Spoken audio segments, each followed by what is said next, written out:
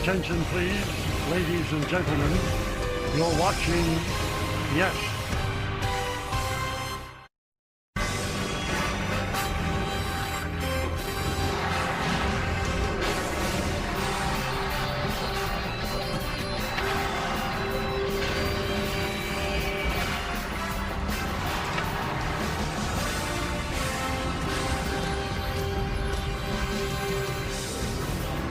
Last night, little bleeders, just getting through the infield. No exit velocity whatsoever. Second inning of 4 runs, and nothing really hit that hard. Did enough damage, though, so there was not much exit velocity. There was a lot of velocity there, as the Yankees could not beat The Miz. He was electric. And the Yankees version of The Miz, Cam Schlittler, will take the mound tonight. And it is time for baseball, as the Yes Network presents New York Yankees baseball. It's the New York Yankees against the Milwaukee Brewers in the middle game of a 3-game set from American Family Field in Milwaukee, Wisconsin. Hi, everybody, and welcome to Yankees baseball, along with Joe Girardi. I'm Michael Kay. Yankees got shut out last night, 6-0. Jacob Misiorowski was absolutely amazing. 102, 103, seemed like every single pitch. So, Yankees try to even it up tonight. We'll take a look at the Home Depot working on a win pitching matchup. And for the Brewers, it's going to be Kyle Harrison. He's got really good stuff. And the Yankee starter, Cam Schlittler, he has really great stuff. Yeah, you see the really low ERA from Cam Schlittler, and he does it basically with 3 different fastballs. He's going to throw his 4-seamer, he's going to cut it, and he's going to sink it, and he throws really, really hard, Michael. Here's the cutter that he gets by Contreras, and then you're going to see this 4-seamer that he gets by Seager up in the zone. Watch this sinker, Michael, the run on this. It almost hits Pete Alonso in the back leg. After losing yesterday, the perfect guy to have to pitch tonight, as he is 7-1 in his starts. His ERA is the best in the majors. Joe mentioned the 7-1 record when he starts, and against the Orioles, he averaged 99.6 on his 4-seamer, and that will do. Yesterday was the first day of the rest of Spencer Jones's life, his major league debut. When we get back, we'll hear from Spencer Jones and Aaron Boone, along with Meredith Marakovitz on Yes.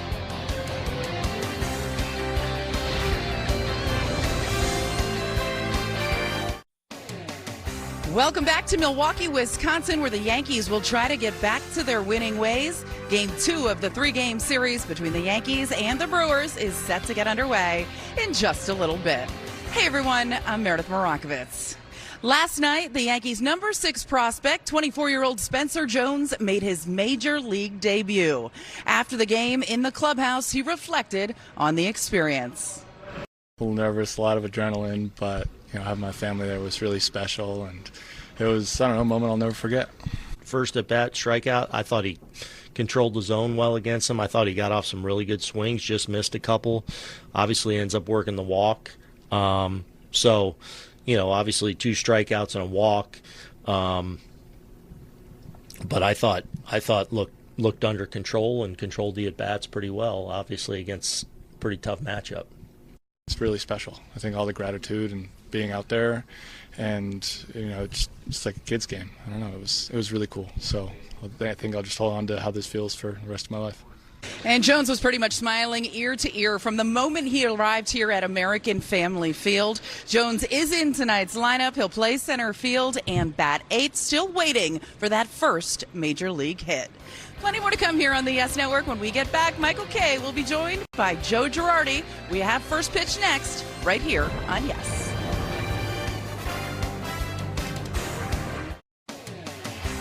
The Yankees baseball on Yes is brought to you in part by Hyundai. Hyundai gives you America's best warranty on every new vehicle. Visit Hyundai.com for more information.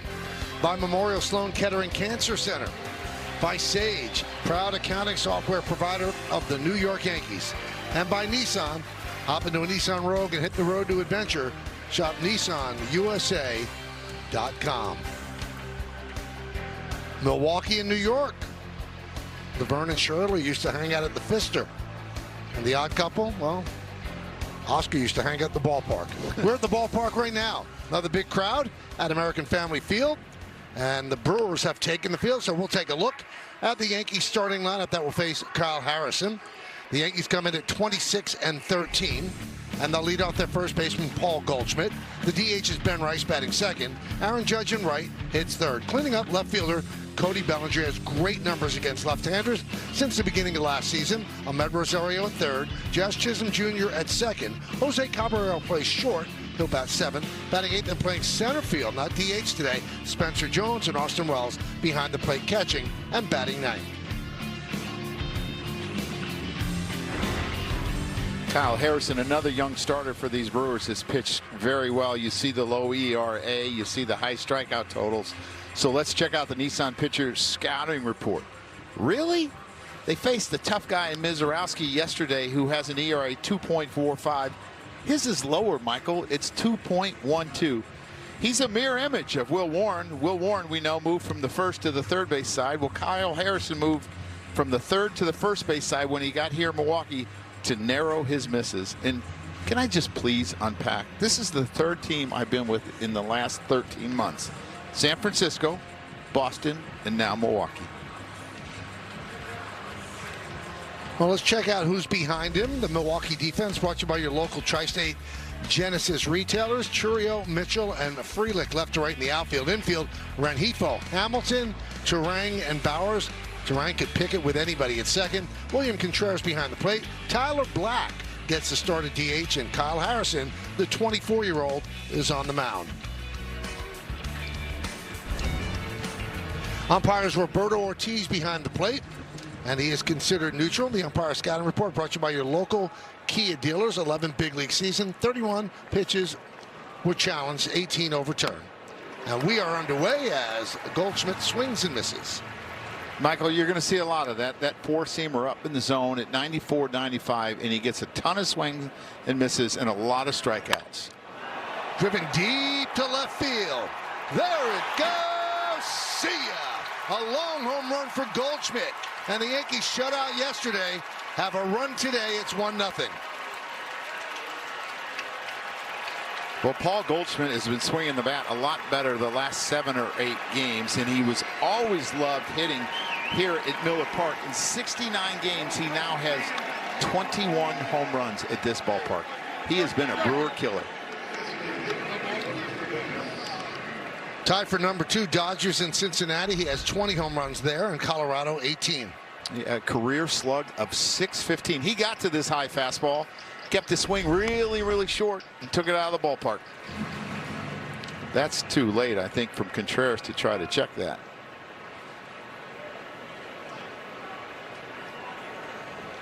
Well, it's called a strike. Maybe he wanted it reversed. I don't know.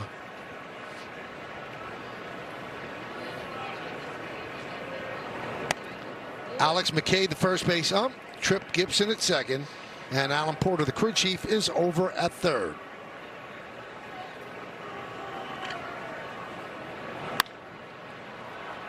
Popped up. Hamilton, 1 down. Yeah, Michael, it's just being prepared for what the matchup is, understanding that you're going to have to get on top of a lot of high fastballs, which he uses a lot. And Goldie was definitely up to the task. His second home run in the last 8 games, 5th RBI. Here's Aaron Judge.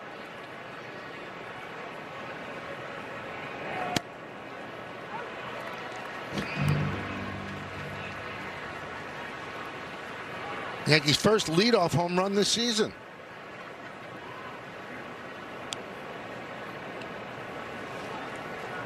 The 0-1. 98 upstairs. So yesterday, Judge saw 7 fastballs from Mizorowski, all 102 miles an hour or more. You don't think these guys know what they have when they're facing Aaron Judge? He hit 104 yesterday on Aaron Judge. Harrison, usually he tops out at 96. He got to 98 there. Got a little extra for Mr. Judge. And Michael, Aaron Judge actually spoke in the clubhouse about facing Jacob Mizorowski yesterday. He said when a guy is 6'7" and consistently throwing 103, it feels like he's releasing the ball in the catcher's glove already. Not to mention he's throwing a 98-mile-an-hour slider. He went on to say he didn't think he'd ever seen that. A tough matchup, but when you want to be the best, you have to face the best. And he was happy to have the opportunity to go up there yesterday.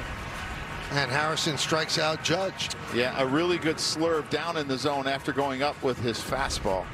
And I think that's one of the pitches. By moving to the first base side, it gives it much more room to work, and it's not going to be off the plate. That was a breaking ball strike on Bellinger.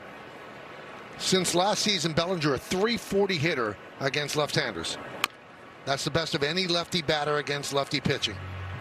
He had the best on-base percentage, 407, the best slugging, best OPS. Is that good? Seems like it.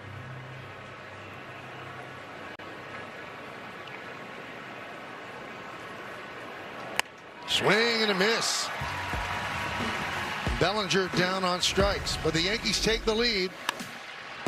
Paul Goldschmidt hits one a long way, and when it lands, the Yankees have a run. They're up 1-0 as Milwaukee's coming to bat. Well, the Yankees have a 1-0 lead for Cam Schlittler. Let's take a look at the lineup that Cam is going to face, put together by Pat Murphy. Chourio, Turang, and Contreras at the top of the order.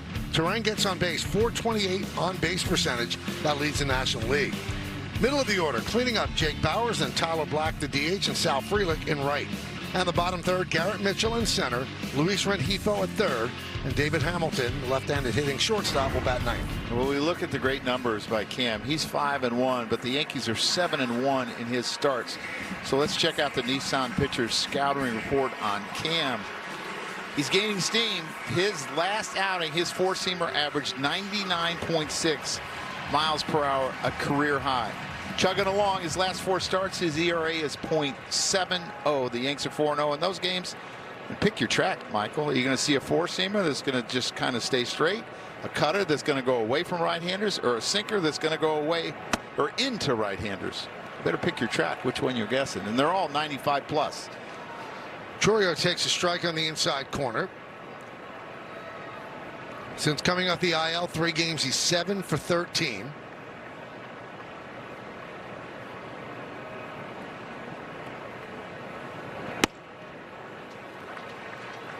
.99 miles an hour at the knees. 0-2. Chourio calls time.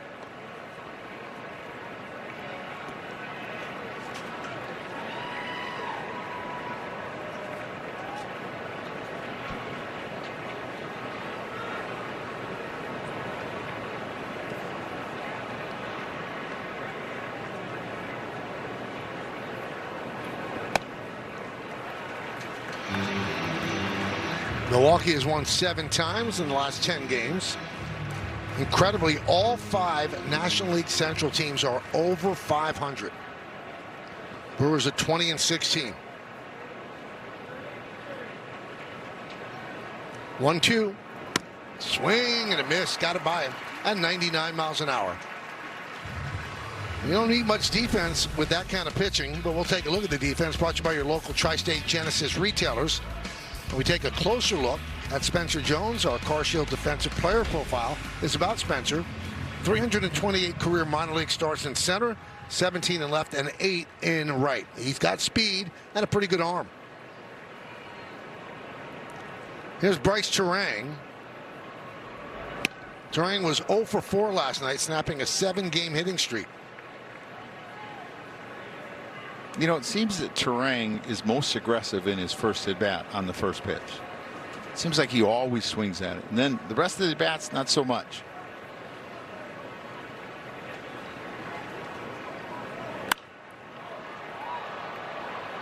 It's only game number 37 for Milwaukee, and Turang already has a 2.0 WAR, which is 5th in baseball. So game 37, and it's the 37 different lineup filled out by Pat Murphy.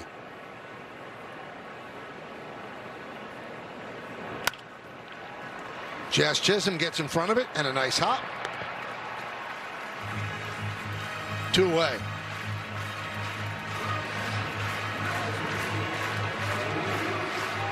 And here's William Contreras.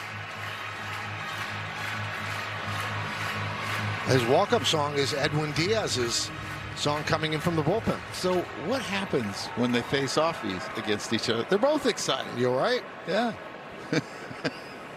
They're playing my song.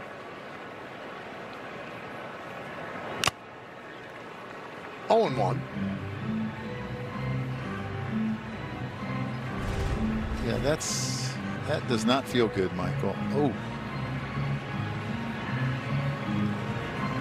No likelihood Wells doesn't play tomorrow, day game after night game, so you could see what Austin did. He broke out his Mother's Day gear. Probably not going to get a chance to wear it tomorrow.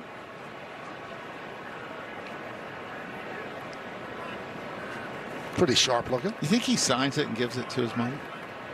I don't know. Say like, to Mom, thanks for everything that you've done. That would be very emotional. Yeah.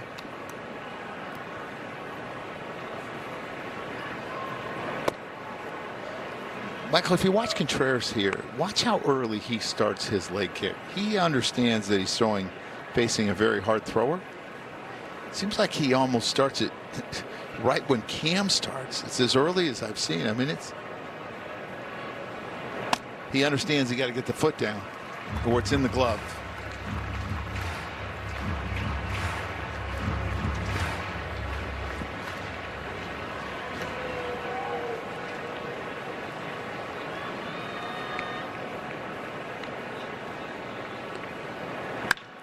Oh, and that hit Schlittler. He finds the ball. Oh, he didn't. He didn't find it. Didn't know where it was.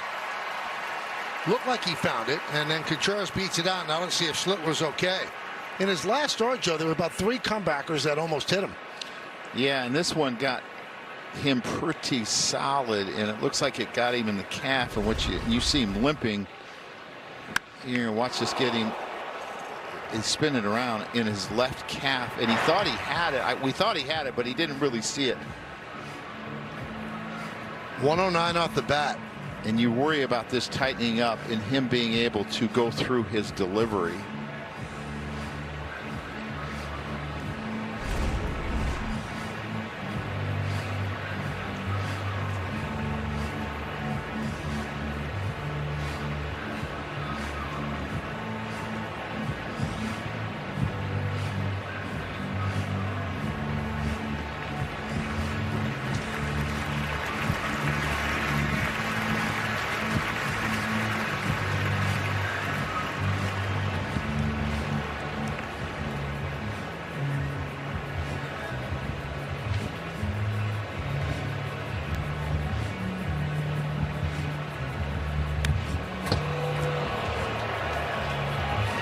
That's a little high for him.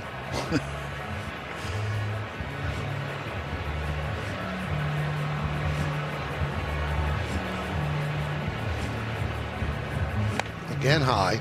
Yeah, you got to make sure that he can land on that leg and push over it as it straightens out, like it's not bothering him too much. Yankee athletic trainer Tim Lentick.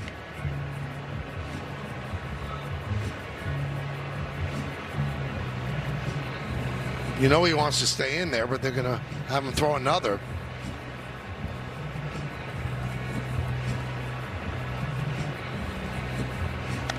All of his pitches are high, Joe. Yeah, and he's not getting over his front leg, which is the one that got hit. And what you worry about, Michael, is command, but you also worry about him hurting something else because he's not going through his normal delivery. So you got to be really careful here.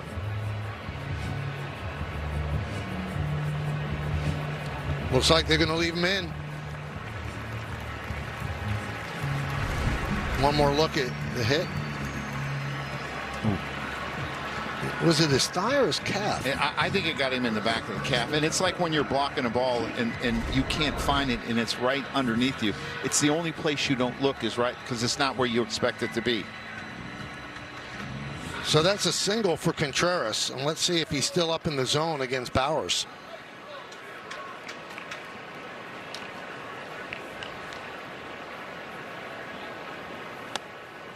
He's down in his zone. And that's good to see. It was 98. We've seen a bunch of 99s here. You're going to see him get hit right in the top of the calf. And again, that was 109. Coming right back at him.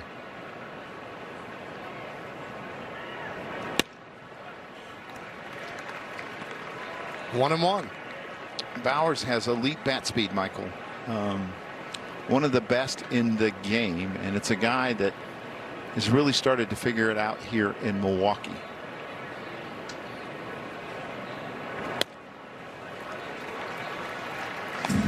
Now Contreras gets a hit on that comeback or so. Milwaukee increases its lead in the National League. They lead the league in infield hits, and the only team that has more infield hits, Tampa Bay. They're similar teams. Mm-hmm.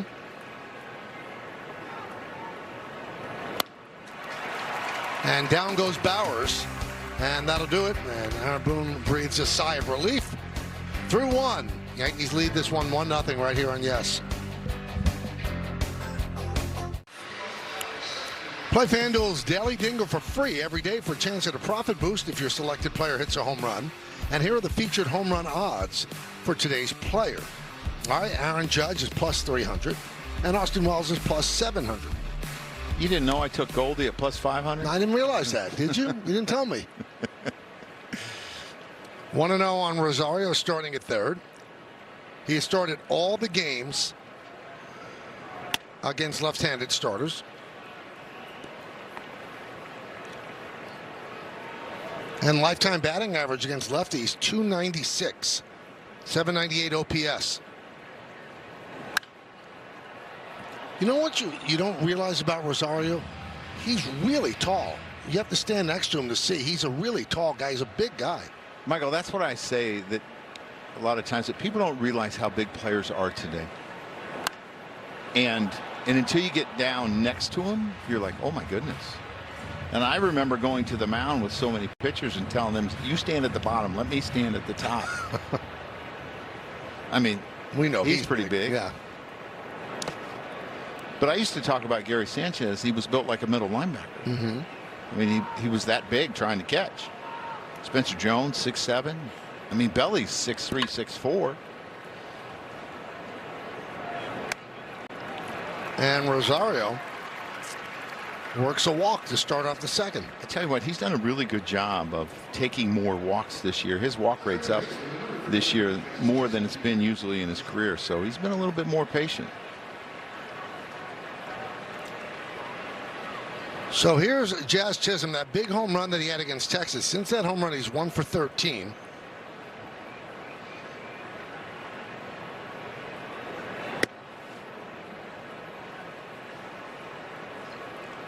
Hitting .203, 4 home runs, 13 runs batted in.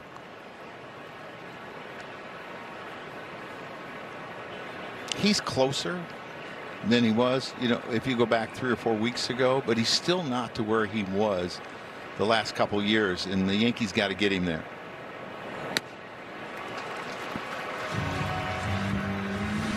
One and one.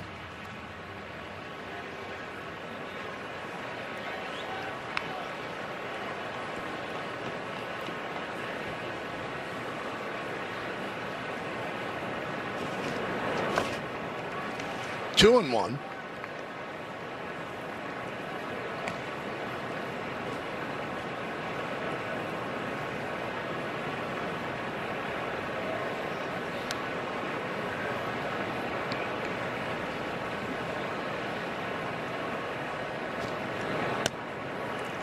Outside, 3 and 1, and that's going to be challenged.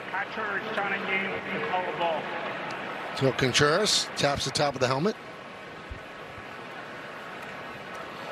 and it's a ball. I think I'm getting better at this, Michael. Yeah. That's ABS, powered by T-Mobile.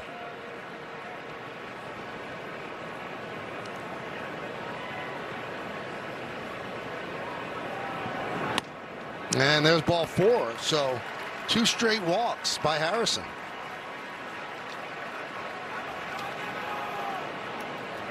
And his walk rate this year has been below league average. It was only coming in tonight 7.5. League average is about 8.4. He's been really good as a command guy.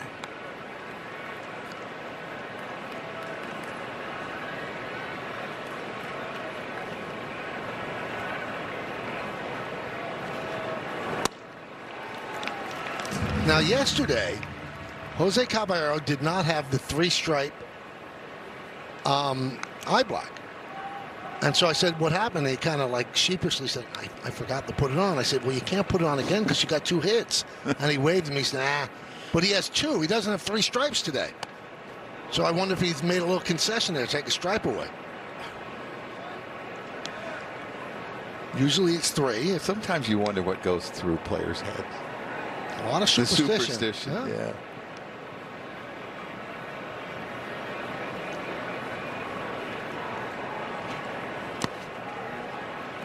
You ask some of them about it, they go, well, I'm not superstitious, I'm a little stitious.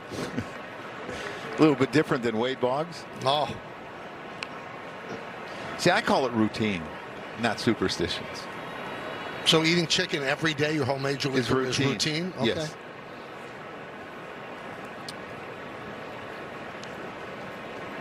Contreras calls time. Cabby got him with you got to look him in the eyes.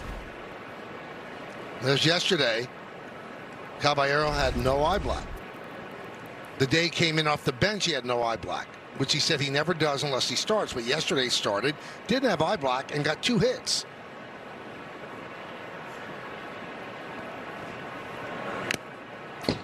Two and 2. 2 hits on a day that the Yankees only got 3. Right. Against a guy throwing 1,000,000 miles an hour. Yeah. You shortchanged him today in the open. You said he was throwing 103. He got to 104. My bad. He would have had 6 hits if he was only throwing 103. 2 on, 2-2 count, nobody out. And he chases a pitch up in the zone. 3rd strikeout for Harrison. Take a look at what Harrison features on StatCast 3D by Google Cloud. Yeah, he's got the good 4-seamer up in the zone. He's got a slurve. You don't see that term used very often. A changeup and a sinker that he doesn't really throw very much. His changeup's got really good depth to it as well, and he will mix that into the right-handed hitters. Very few to left-handers. And Spencer Jones struck out twice and walked yesterday. So still looking for his first big league hit.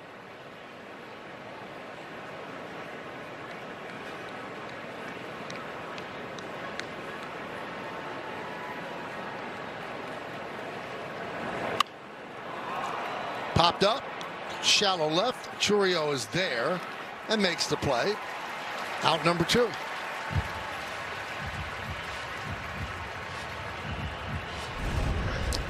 Yeah, he threw him that slurve, and it didn't really break. I mean, it's the one that you want to hit, the one that's up in the zone, but it didn't really have much sweep to it, and it ended up jamming him. His perception told him that it was going to be farther out. He was going to get the barrel to it, but it got in on him because it didn't break. Here's Austin Wells. And a strike. Wells' numbers still not where he wants him to be.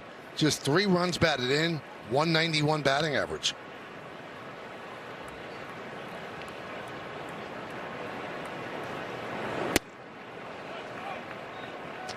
He's really struggled off of left-handers this year, hitting only 125, where that was not the case last year. He did a good job against lefties where he hit 240. So he hasn't gotten it going against lefties so far yet.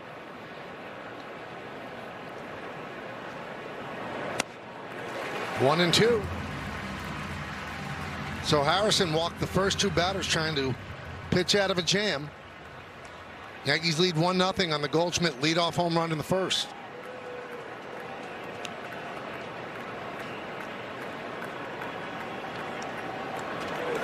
Swing and a miss. Big comeback for Harrison. And the Yankees strand 2. We go to the bottom of the second. 1-0 New York. Well, there was some concern in the first inning when William Contreras hit a blistering comebacker that hit Schlittler on the calf. Got an infield hit out of it. So the left calf. And when he walked off the mound at the end of the inning, he walked very gingerly, very slowly, had a long talk with Boone. Then when the team took the field, he was the last one out, and Joe and I were concerned they might be going to the bullpen, but here he is. Yeah, I think that probably the first thing they did, Michael, was put some kind of compression sleeve on his calf so it doesn't blow up. Probably had to go change, and it probably took him a little time, but obviously they're still concerned as the game goes on that how it feels.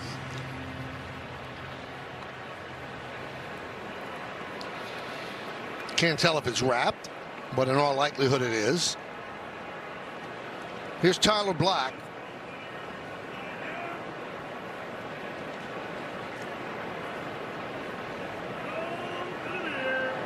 In 8 games since being called up, 9 for 25. That's good for 360.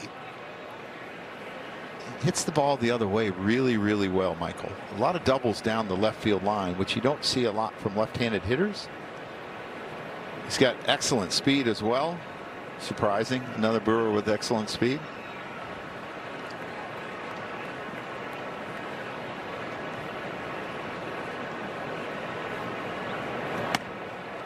Played 23 games over the previous 2 seasons. Take a look at leaders, brought to you by your local Tri-State Buick dealers. Schlittler with a 1.49 ERA that leads 25 years old or younger pitchers.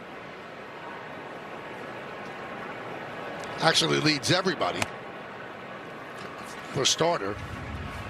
I'm saying there's such a good stable of young pitchers in baseball right now. It's in good hands. I mean, there's some starters that throw hard.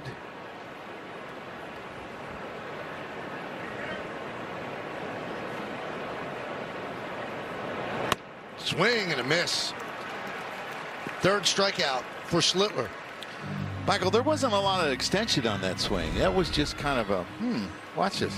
Oop, no, tried to cut it off and get to it, and it just looked like he was a little bit slow. He has a little bit higher of a leg kick, so again, it's getting that foot down. And I don't think you understand that the carry that it has until you see him, and none of these Brewers have seen Cam. Here's Frelick.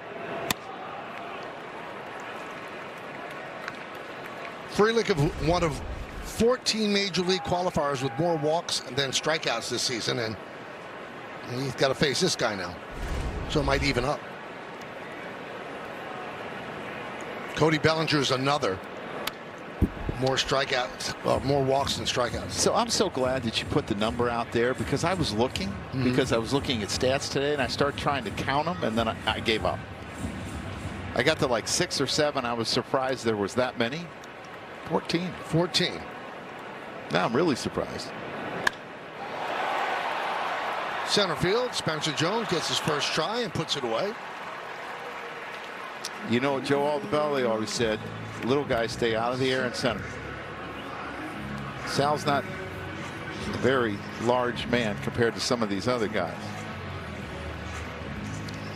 Here's Garrett Mitchell.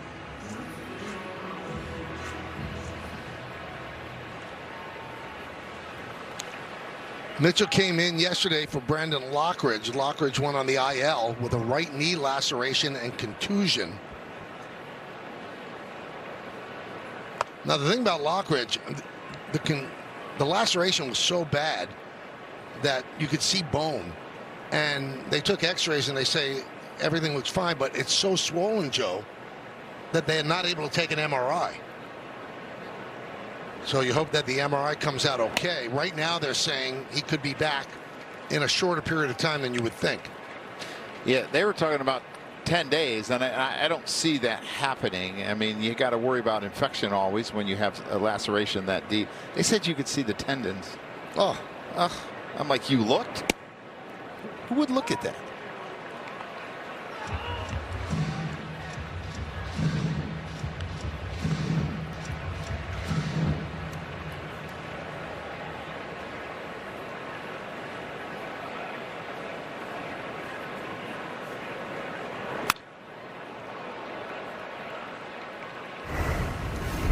Here's the injury we were talking about last night.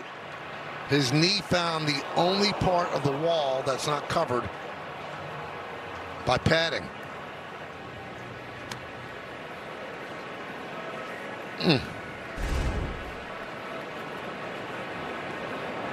2-2.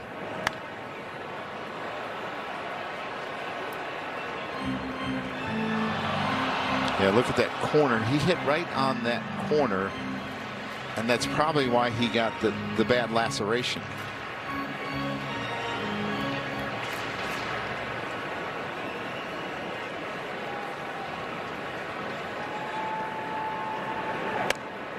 Michael, if the padding in the outfield walls looks like it goes to the bottom, it goes to the dirt, why can't it on the foul territory? I don't understand why not. I guess they're assuming the padding's there if you run into the wall, but in the event that you slide. But remember, it doesn't go all the way down. No, I guess it doesn't. And that's what happened in Dodger Stadium when Judge got hurt. It didn't go all the way down. Now it does.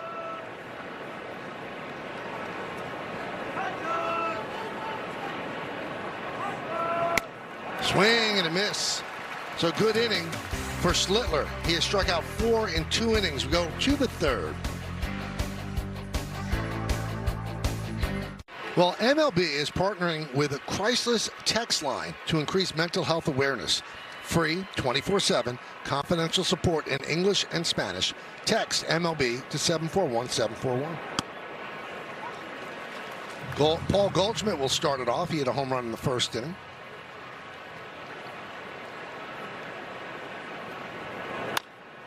Tap toward first. Bowers is there. 1 away.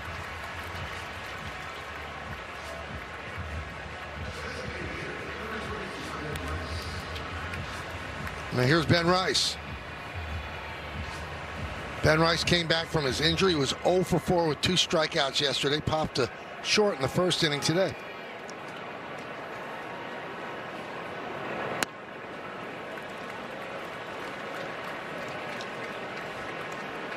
I don't think those stats should count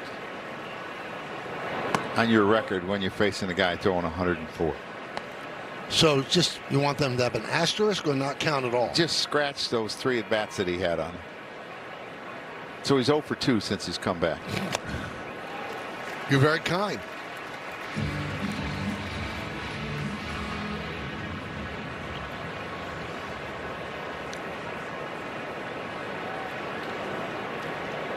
So Kyle Harrison is going to develop a little bit of a complex.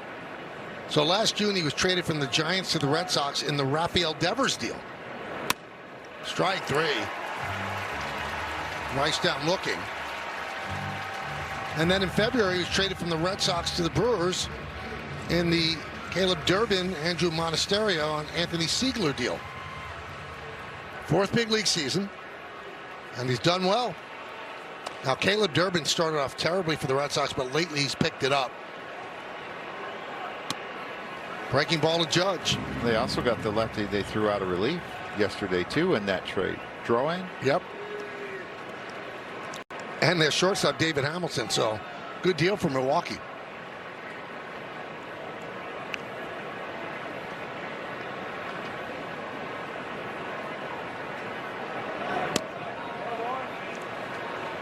Yeah, he's just kind of broke out his changeup this inning. The second time through, he threw 1 to Goldschmidt. Now he's thrown 1 to Judge. See the depth on it. There's another one.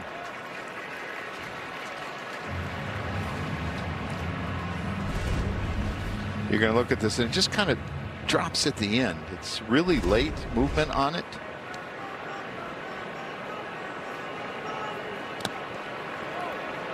Coming into tonight's game, Judge had played 16 games against the Brewers. And he was 24 for 60, Joe, a 400 batting average with 9 home runs and 21 ribbies. That's in 16 games. And it's not like the Brewers don't have good pitching year in and year out. I mean, you think at one time they had Burns, Woodruff, Peralta. The only other team he has better numbers against the White Sox, he has 406 against the White Sox. And Judge works a walk with 2 outs. And that probably makes a little bit of sense because the White Sox have struggled, you know, as of recently. And they've always had a great bullpen here in Milwaukee. Here's Bellinger, struck out in the first inning.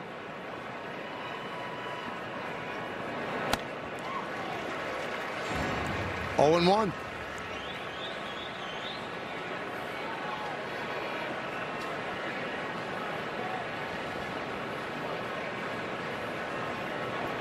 Cody is the one hitter that you see it happen more than most, where he steps out early in counts opposed to late in counts.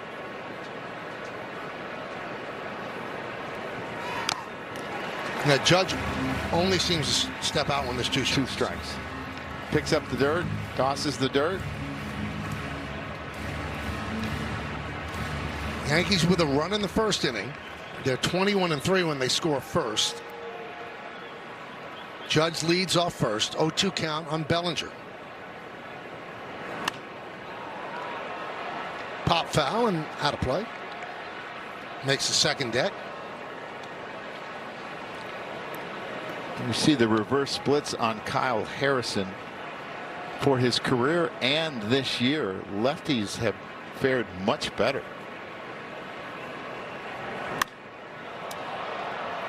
Fly ball left center. Mitchell over and makes the catch for the final out. Yankee strand one will go to the bottom of the third.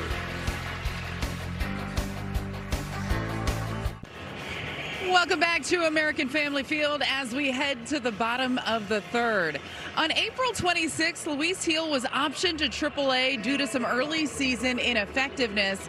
And yesterday, he was placed on the injured list with right shoulder inflammation. I asked Aaron Boone whether or not he felt as though that shoulder inflammation hindered him up here at the big league level. And he said, no, he believes it's a separate injury. So it's going to be a no throw for Luis Gil for the next 6 weeks. Now, guys, we knew it was going to be an uphill climb for him to try to get himself back in this rotation at the major league level, especially considering Carlos Rodon is set to make his 2026 debut tomorrow with Garrett Cole not too far behind him. But it seems as though it could be an even bigger task now that injuries are a part of it. And since he won the Rookie of the Year in 2024, he just has not been able to reach his full potential. Michael?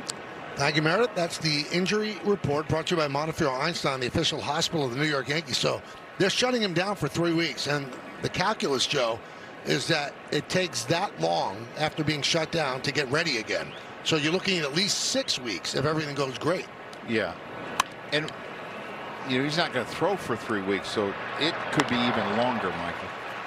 Rengifo with a ground ball to Caballero. So David Hamilton here, Michael, interesting statistic on him. He has 7 bunt hits in 14 attempts this year. In the 3 years in Boston in 204 games, he only had 11 attempts.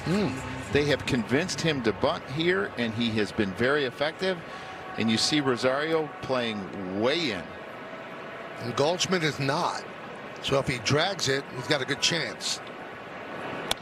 We have a pretty good athlete on the mound, and Cam understands that he's got in front of him and to the first base line.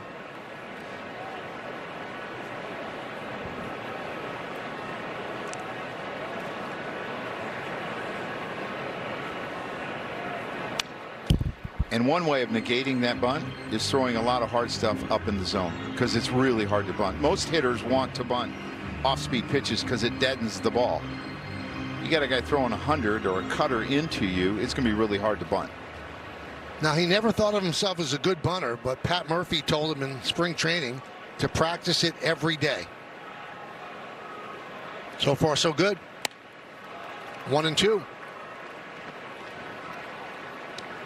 28 years old, 4th big league season. So he backs up at third, short, and second.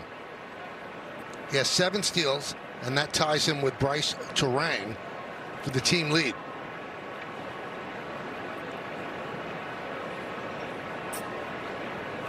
And he's back with the team that drafted him. They took him with the 8th round pick in 2019 out of the University of Texas. Left field, Bellinger. Out number 2.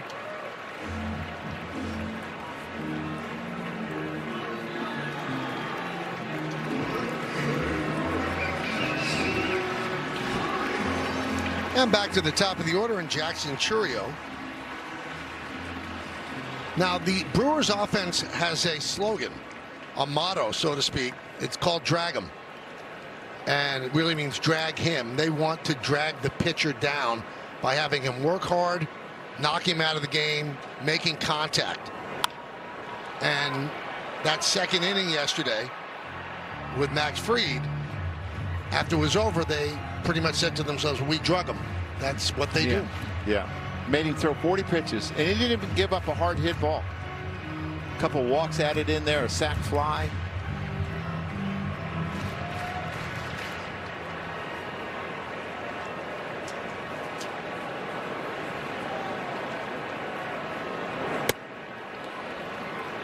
It's a little bit harder, though, to drag power pitchers through because there's so much swing and miss and so much whip.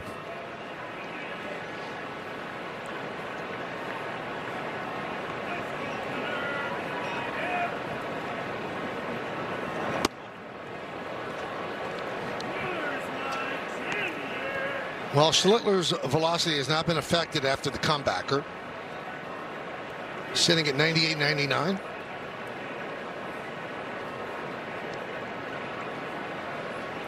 The 2-1.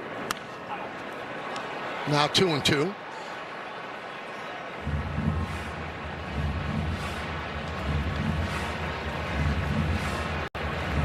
Churrio's an interesting hitter for such a young kid. A lot of times young kids are really good fastball hitters and struggle against everything else. He's actually, in his career, has hit breaking balls and off-speed changeups and splits better than the fastball. A .210 hitter on right-handed fastballs last year.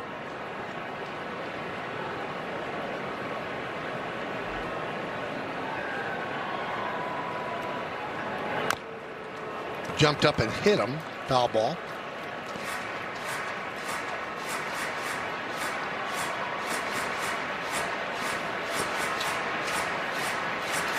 Like you feel something in the back, kind of shake it out.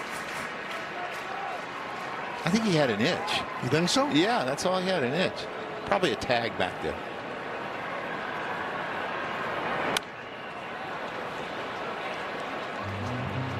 Look at him smelling his bat, Michael. It smells like it's burning when you foul it off like that. You see the blue marks on the bat. Hitters will smell their bats. Hitters are funny.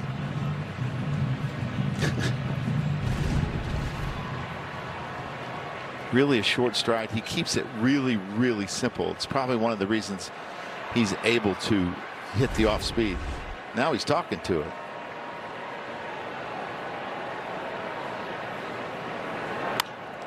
Well, the 1999 All-Star game was at Fenway Park, and Ted Williams came out and was in a cart, and he's talking to all the players who crowded around him, and that's what he asked Mike Piazza. You ever smell your bat burn and hit a foul ball? What a moment that was. 2-2. Well, this is what you're talking about, Michael. He's dragging him through this at bat. He's fouled off 4 pitches since getting to 2 strikes. He has not been able to put him away. This will be the 9th pitch of the at bat.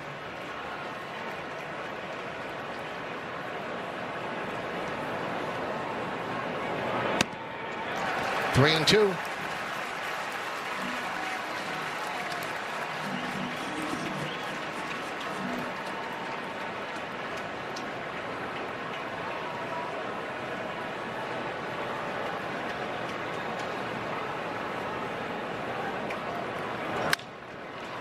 Right back and knocks down Schlittler, and it's an infield hit. It is amazing how many comebackers we've seen on Schlittler in the last 2 games. Well, when you pitch away, a lot of times that's where hitters are going to hit it. They're not necessarily going to hit it to right field because they're geared up for his fastball. They're going to hit it up through the middle. Fortunately, this one doesn't hit him.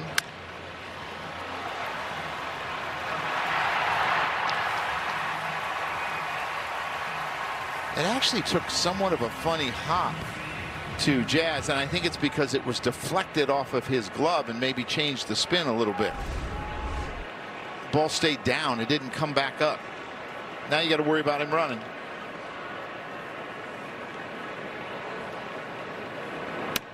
And another infield hit. And I have to amend my Fenway Park story. It was Mark McGuire he asked if he smelled on foul balls. And what was his answer? He said, yeah. He said he would, when a foul ball came back, he would smell it. By the way, that's an E4. They scored that.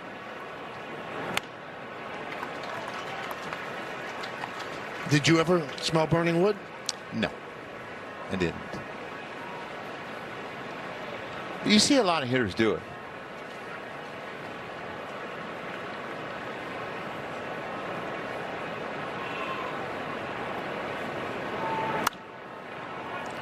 One and two. Yeah, this E4. I mean, this ball had some funny spin after it hit his glove. It's a ball that Jazz is capable of making, but I don't think it's an easy play as people think it is. Yeah, I'm surprised they gave an E4 home scorer. I wrote single. So did I. But you have the whiteout. Yeah.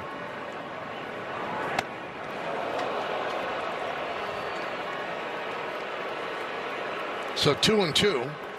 Yeah, you wonder if that calf is starting to bother him a little bit, the way he kind of fell down there. Let's see. Could be the landing hole too.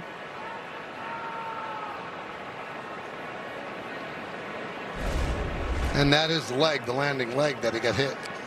Yeah.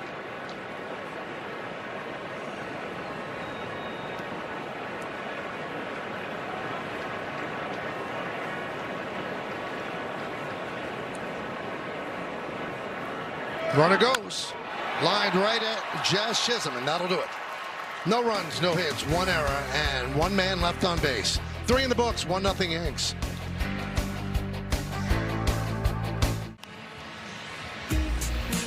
This season, get a Baja for a Blast. When a home run clears 420 feet, you can score a free 20-ounce Mountain Dew Baja Blast. Register now at BajaBlastHomeRuns.com to unlock the offer. Another big crowd on this Saturday evening. Rosario will lead off. Rosario and Jazz, the only two batters with any experience against Harrison. Rosario 2 for 6 and Chisholm 1 for 3. And each of them walked in the second inning against the Milwaukee left-hander.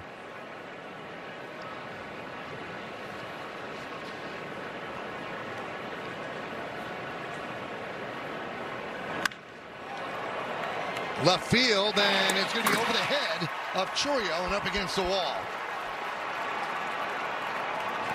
And it's a double for Rosario.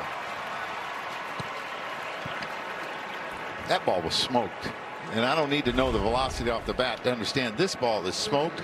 It's a fastball that's down. And we don't necessarily see him do this a lot. We see him late on a lot of fastballs, but he was on time for this one. I mean, he hit this ball so hard, he had to slide in the second. It wasn't a for sure double. And Churio, you know, it's not like the ball came off the wall hard and went to him. Find a way to get him over here, Jazz.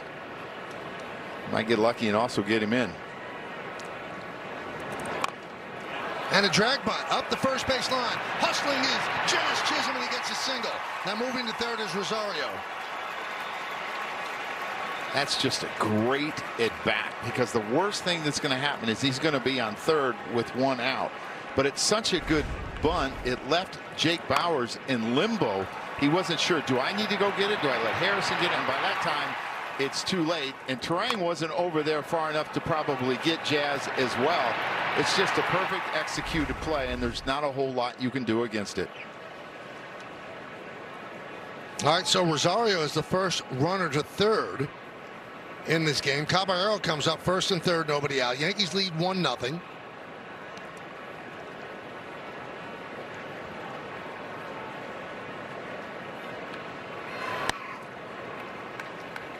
So Rosario and Jazz, the only two guys in the starting lineup with any action against Harrison. McMahon was 2 for 12, and he's on the bench. Caballero struck out in the second inning. Yankees have 3 hits, 1 run.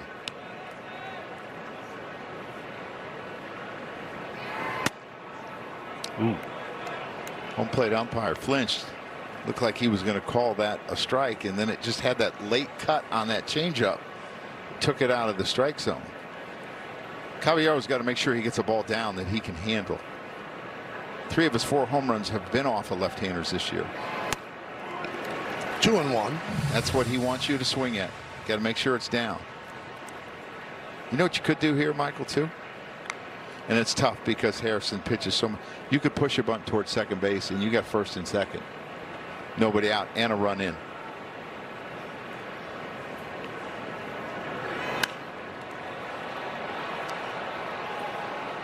Fouled away. We were talking about the different styles between these two teams. You were talking about more infield hits, more bunt hits. They were like 5th in baseball the last 3 years in runs scored. And they have 12 sacrifices, Milwaukee. The Yankees don't have 1 this year. 2 different ways to do it.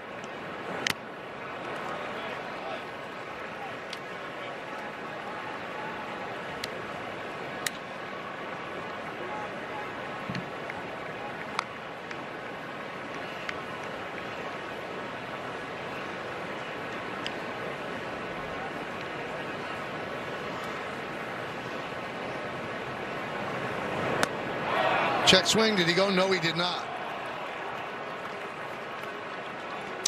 So base runners are 2 for 3 off of Harrison, and we're going to take a look at this check swing, and he definitely does not go. But as Michael pointed out, William Contreras throws really well. He's thrown out 43% of the runners. He is 9 for 21 and caught stealings. It's going to be hard to get a big jump, and you don't want to go on first movement. And you wonder what's real. So he's at 43% this year, but for his career coming in, 22%. Well, that's, you see how much it depends on pitchers and if they give you a chance.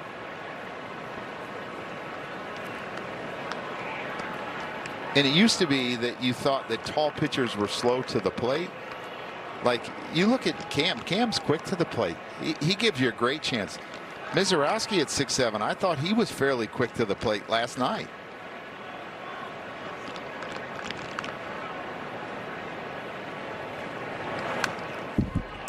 So Caballero battling. You know, and I think we got away from it for a long time because our game had went to such a power game and people weren't running, but baseball has gotten so much more athletic. The pitchers really have to work on it and be quicker to home so guys can't run at will. And baseball wants you to run. The bases are bigger, so they're closer together. Oh. Well, there's a violation. Caballero's specialty. He did not lock eyes, and now here comes Pat Murphy. What was that? So a ball on the pitch clock violation to load the bases.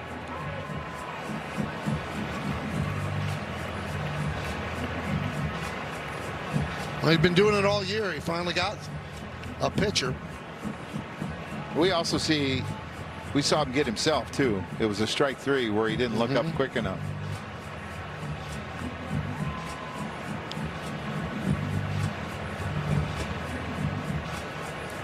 So Chris Hook goes out and talks with Harrison as Murphy talks with Ortiz.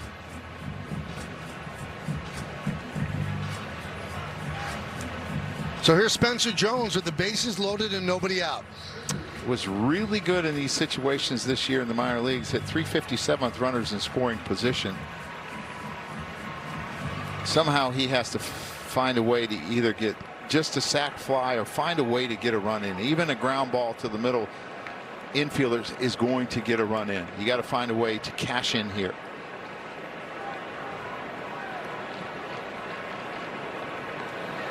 There's another way to cash in, Michael. It's first base hit. And a strike to Jones. Family still here. Dad on the right, mom in the middle.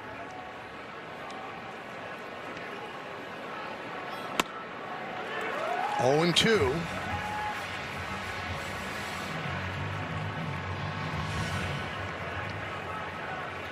That's his girlfriend. To the right of mom, Ava. Did you see what Contreras did there? No. He rubbed his hand in the dirt behind Spencer Jones to create a noise to act like he was coming inside and then went away.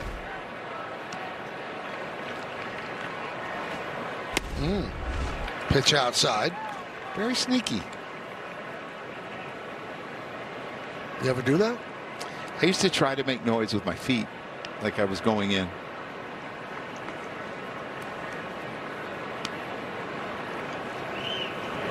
Swing and a miss. Jones down on strikes. One away. Yeah, a really good slurve. After a fastball just off the plate, he goes with a good slurve down and away. It's strike, strike, strike, and then it just disappears. It's a strike for a long time. But then it goes out of the zone.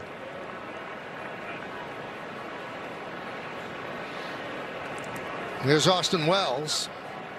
Milwaukee back for the double play. Wells 4 for 24 in his career with the bases loaded. Has one grand slam. He struck out in the second inning against Harrison.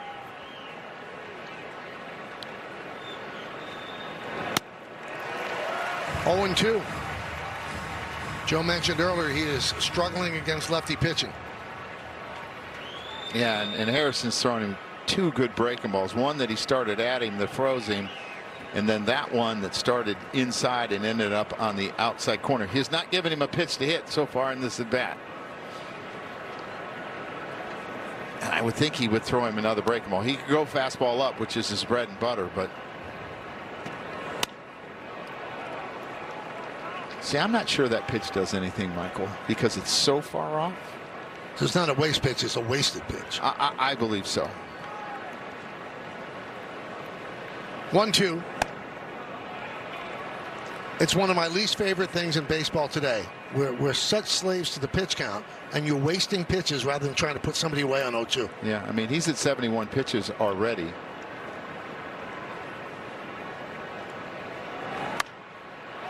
Popped up. Infield fly rule is called as Rengifo puts it away. 2 down. And that'll bring up Paul Goldschmidt. We take a look at the Optimum Fiber famously fast replay. Well, this didn't take long for Paul Goldschmidt to jump on top of this high fastball in the first inning. I think it was the second pitch that he saw. He's had a lot of success at this ballpark. An OPS around 1,000 with 21 home runs. Hit sharply and off the glove of Rengifo. The throw to first. Not in time. A single for Goldschmidt, scoring is Rosario, and the Yankees lead 2-0, and the bases remain loaded. Yeah, that was a bullet. And the thing about Goldschmidt is he's had some bad luck this year. And you said, see, Rengifo, that ate him up. He's hit a lot of balls hard, nothing to show for it. This is a good job just keeping it in front and making it a close play. Probably lucky it wasn't more than 1 run. Here's Rice, bases loaded.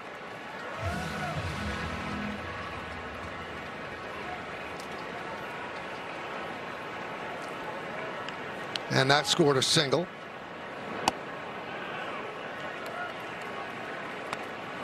One and one on Ben.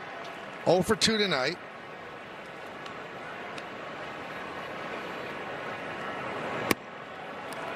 Drops a slurve in for a strike. 1 and 2. So I'm trying to figure out why it's called a slurve and not a sweeper.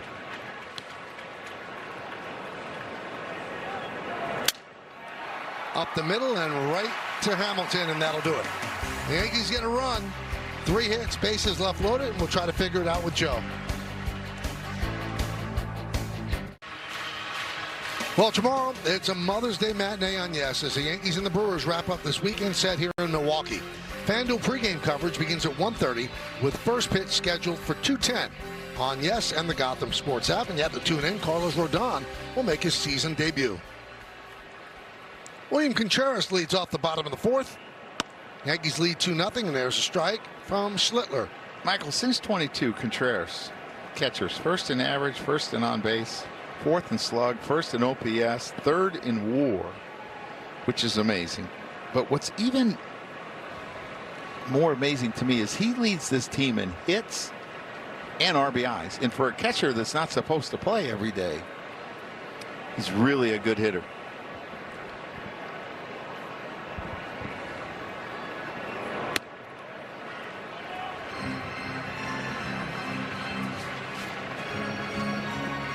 His older brother is Wilson Contreras of the Red Sox. 6 years older than William. William is 28.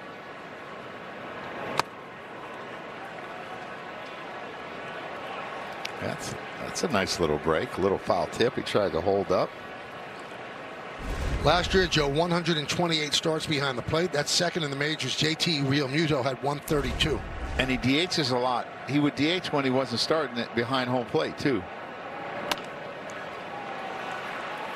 Jazz Chisholm. One away. He tried to hit him again, Michael. Unbelievable. That one had a little bit of run into him, which got it off the fist a little bit. Wasn't able to extend his arms.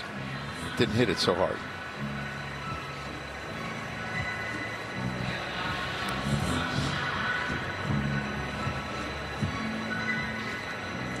Here's Jake Bauers.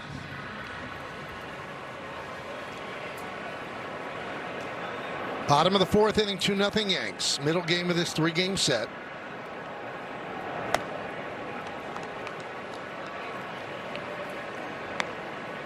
Michael, I talked about Jake Bauers, and he's got a lot of power to all fields and the bat speed, 11th best. He's in between guys like Schwarber and Guerrero when it comes to bat speed.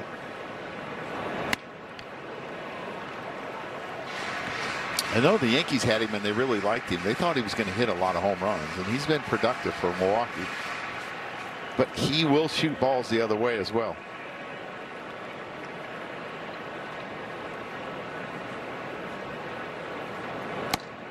Had 5 home runs in his first 15 games. Has not had a home run in his last 18. I'm knocking on the Formica, Michael. Didn't work the last time you did that, Joe.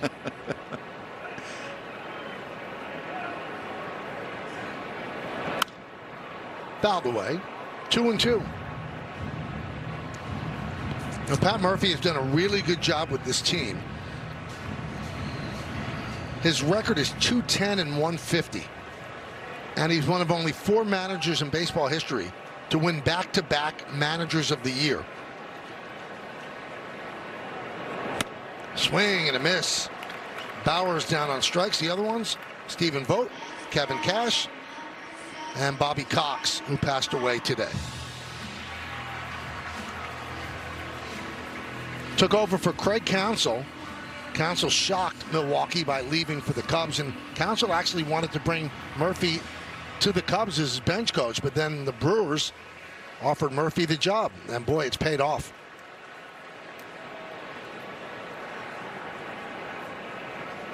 Yeah, 93 wins his first year, 97 last year. The best record in baseball. Yep. He's done some job. They play hard. They make do with what they have. They're not a home run hitting team, but they score a lot of runs.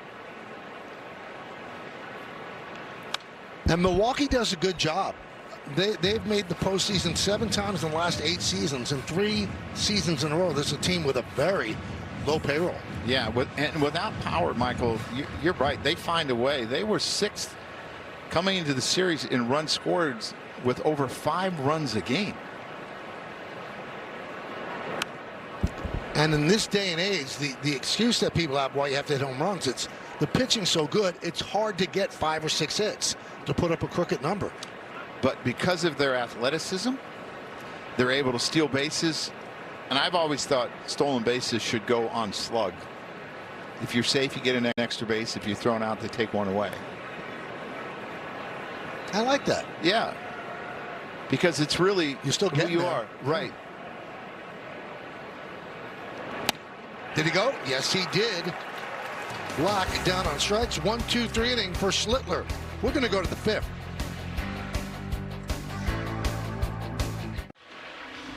Well, we lost the Hall of Famer today, Bobby Cox. What a career he had. Came up through the Yankee system. Yankee minor league manager. Actually on the Yankee major league staff when they won a championship in 1977.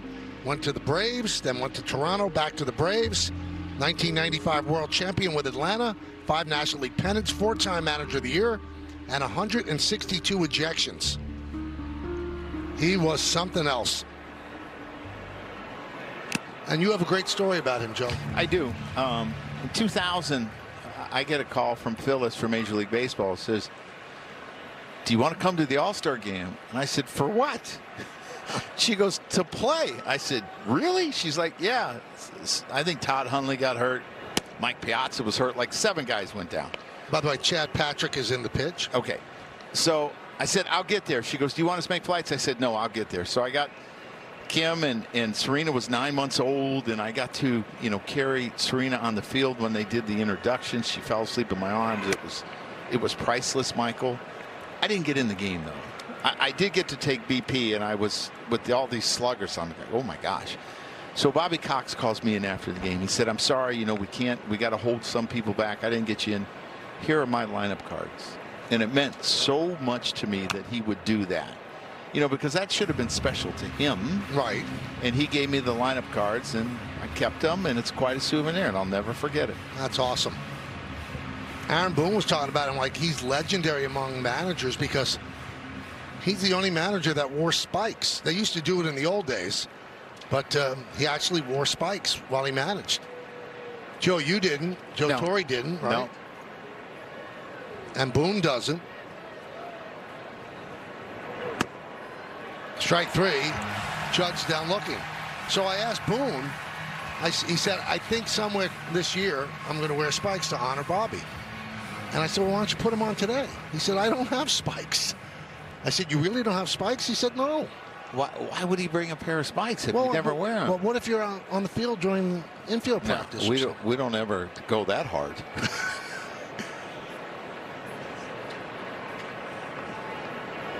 Yeah, I always wondered why, like, managers in baseball, wear a uniform. What other sports do you? None.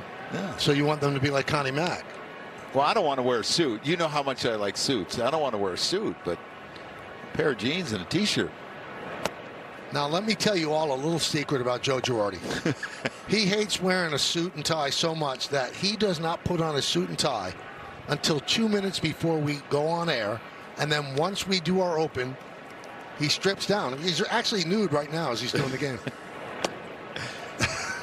I just don't like the feeling of your neck being constricted by a tie. And you had to fix my tie today, and I thought you were trying to choke me to death. No, it just had to be tighter. Just had to be tighter. 3-0 on Bellinger.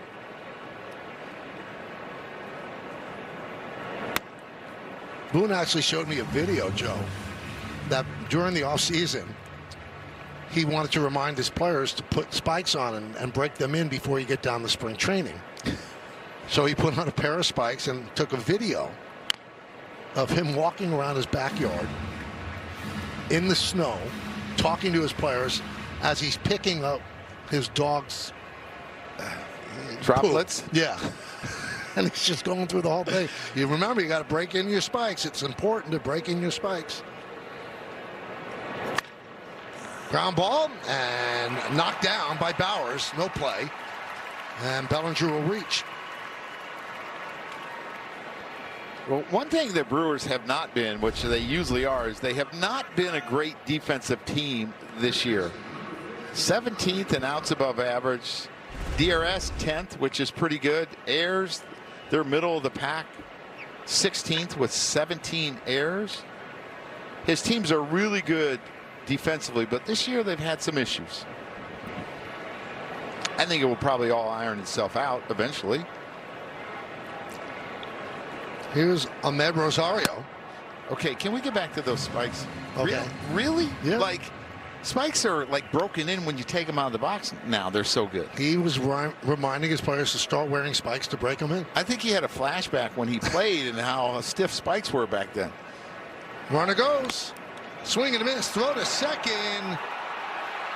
Not in time. Trip Gibson looked like he wanted to punch him out, but then spread the arms wide. Terrific tag by Hamilton.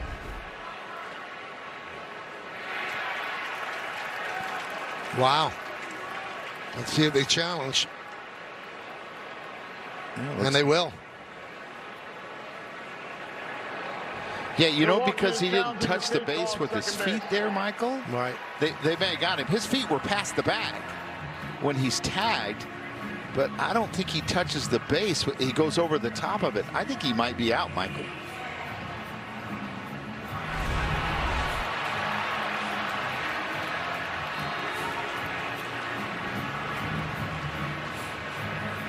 They're showing it on the big board in center. I think he's out. Yeah. Yep. That's why the crowd is cheering.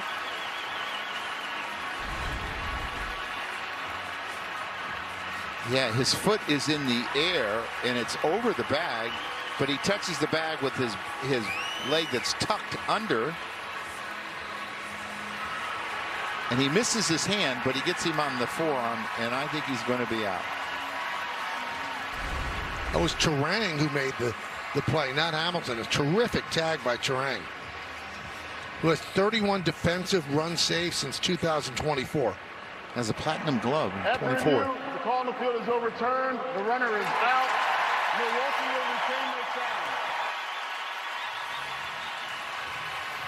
sound. As I was saying, he has a platinum glove, which is the top gold glove, but it's just a really, really good tag.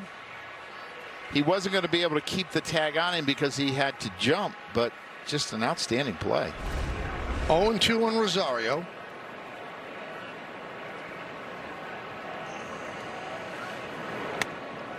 And strike three. Rosario down looking. We are halfway through. Yankees up by 2.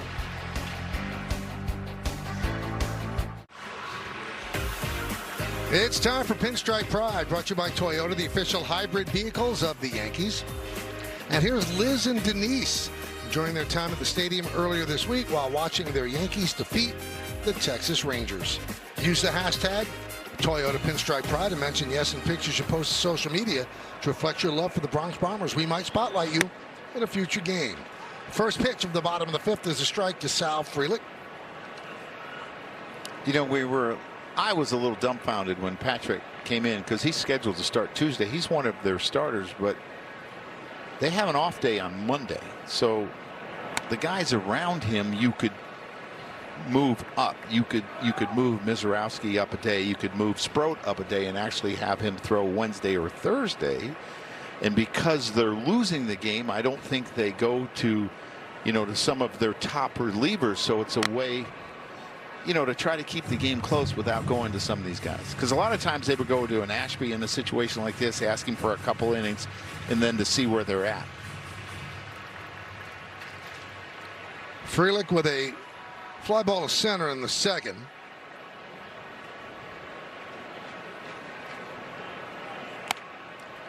The only hit allowed by Schlittler is the one that hit his calf in the first inning with 2 outs by Contreras.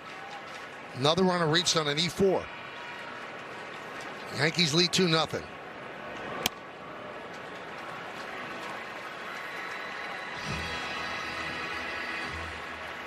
Hard thrower, and Schlittler has an amazing 69.5% strike rate.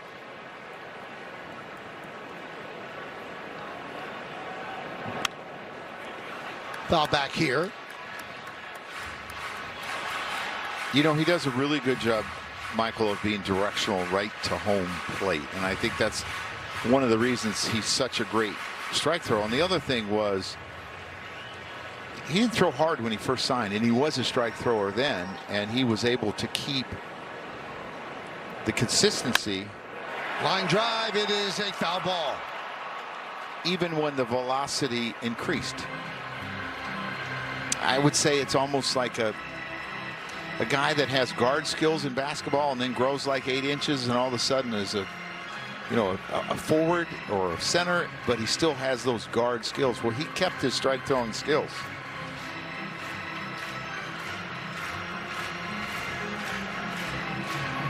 Well, this will be the 8th pitch.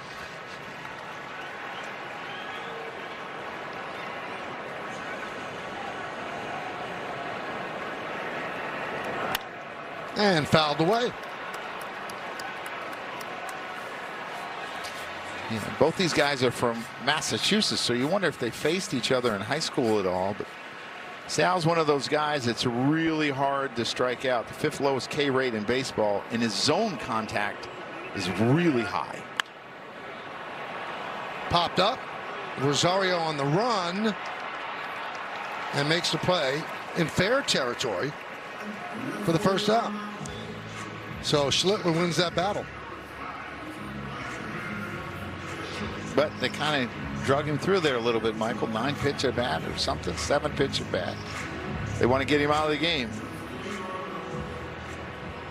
73 pitches at this point.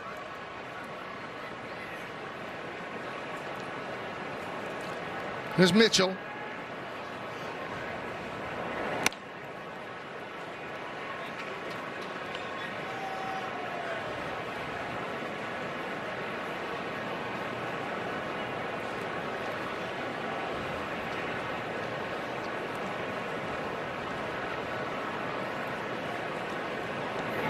Mitchell, a rare player who has type 1 diabetes.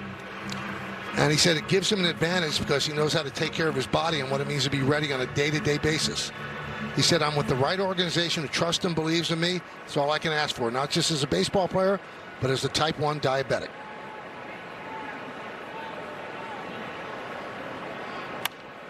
The interesting thing, though, is he's really had a lot of injuries since he signed, and he's only played in 174 big league games. This is 175 since 2022. He's had broken hand. He's had a shoulder issue which required surgery twice. He's had a knee strain at this spring training. He just has had a hard time staying on the field, and they're legit injuries. I mean, he slid head first last year from his shoulder surgery the year before. The tax on his labrum came up and they had to redo it. Probably didn't feel so good. Line to left field. It's a base hit in front of Bellinger. So Mitchell picks up a single with 1 out. Elite speed on first base. A contact hitter coming up. Just a beautiful swing by Garrett Mitchell. He's one of those guys, though. His hips slide forward a lot, which makes it tougher to hit. He doesn't stay behind the ball all the time. But they got a lot of different things they can do in this situation. Mitchell with 5 stolen bases. Here's Rengifo.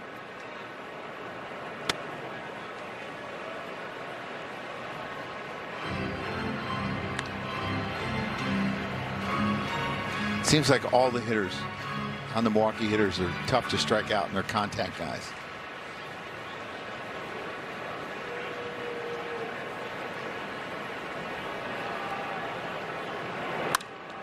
Ground ball, backhanded beautifully by Rosario.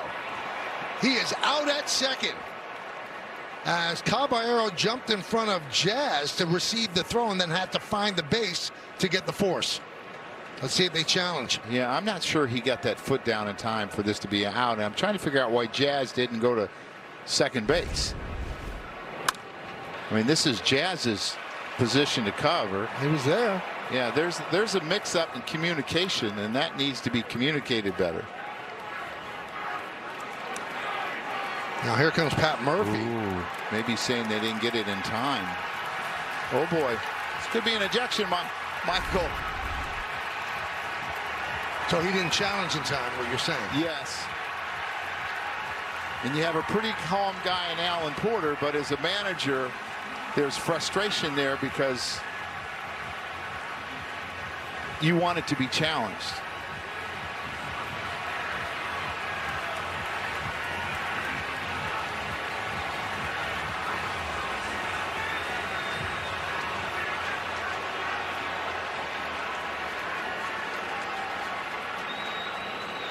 And you respect Porter as an ump, right? Oh, I do. I think he's diffusing this situation, and I think he does a really good job. And what's lost in that is the great play by Rosario. I mean, that's not an easy play. It's a short hop. And you see Caballero doesn't get his foot down in time here. Mitchell actually beats it. He's got really, really good speed.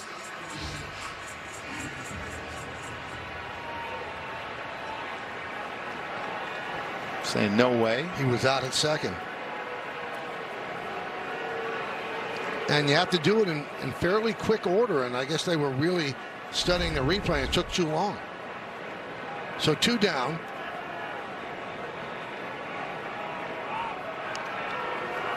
Chasing Hamilton back with 7 stolen bases.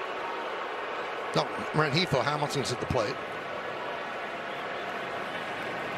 I mean, they hadn't used a challenge, had they? No.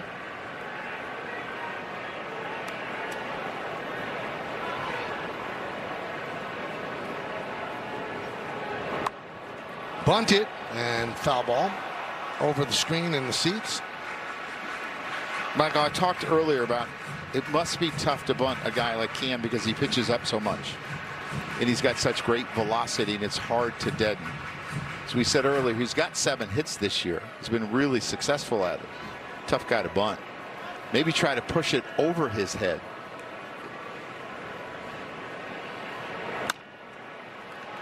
Ground ball, Jazz Chisholm.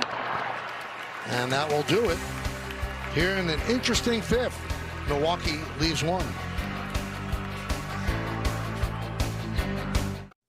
Hey everybody, Bob Lorenz with your Audi update. Tigers and Royals tonight, bottom of the first. Bobby Witt Jr. slices one into right field, and then Kerry Carpenter's going to misplay it, and he's off to the races. Second inside the park home run for Witt Jr. Home to home in 14.13 seconds. Kansas City leading that one 5-0, guys. Thank you, Bob. We go around the majors. How about this deal? Patrick Bailey from the Giants to the Guardians. Cubs, 2 10-game win streaks this season. First time since 1935. And Blake Snell scheduled to make his season debut against the Braves. I'll tell you what, Joe, the Dodgers slow roll their starters. Yes, they do. And they're as long as they're ready for postseason. They're really fresh at the end of the year.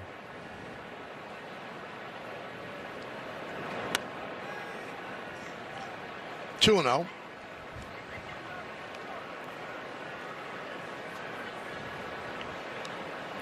Jazz has walked and had a drag bunt single.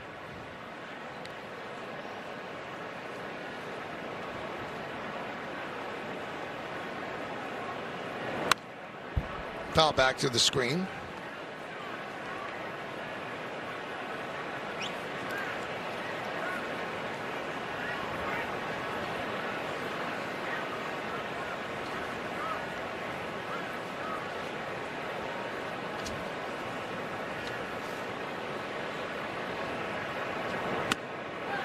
Two and two.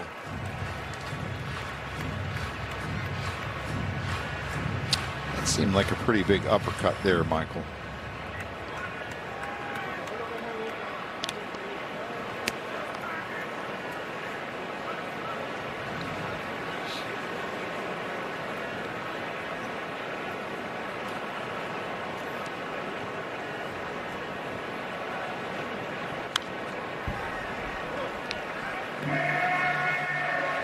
Patrick last pitched Monday, so with the day off they had Tuesday because of the rain out and the off day on Thursday, they've been able to put him in the bullpen. He's actually had a really good year for him, a 3.45 coming into this game.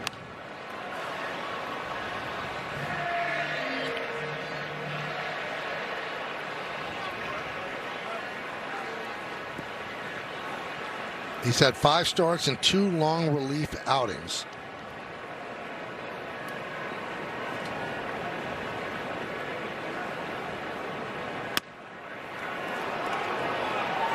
Had a big scare a couple of weeks ago, Joe, against the Diamondbacks. He's getting jumbled vision. He said it felt like his eyeballs were at the top of his head. The trainer came out and he was able to stay in the game. What do you do for that? I don't know. I've never heard that term. Swing and a miss. Chisholm down on strikes. Yeah, his bread and butter is his cutter. It's the pitch that he uses the most, and it didn't have a ton of break. I think Jazz is surprised that he missed this. I mean, I think he was a little out front of it.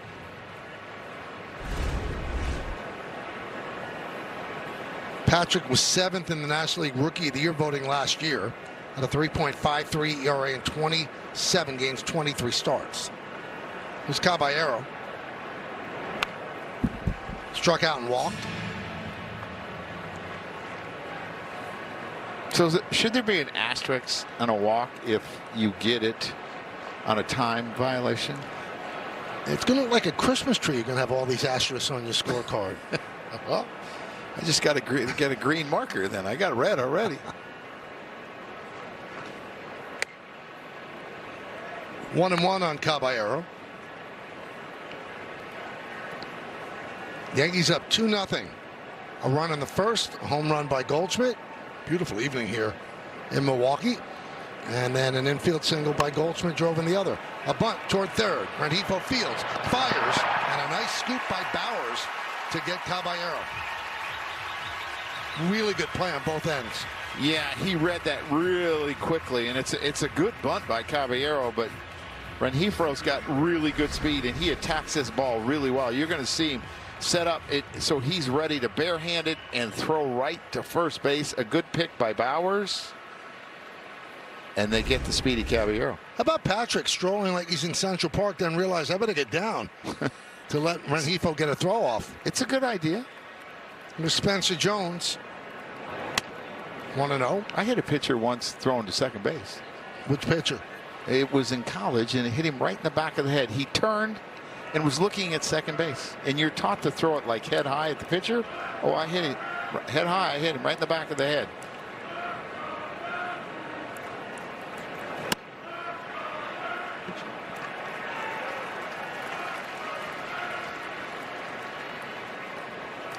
Well, the family switched seats maybe to change up the luck. I like that.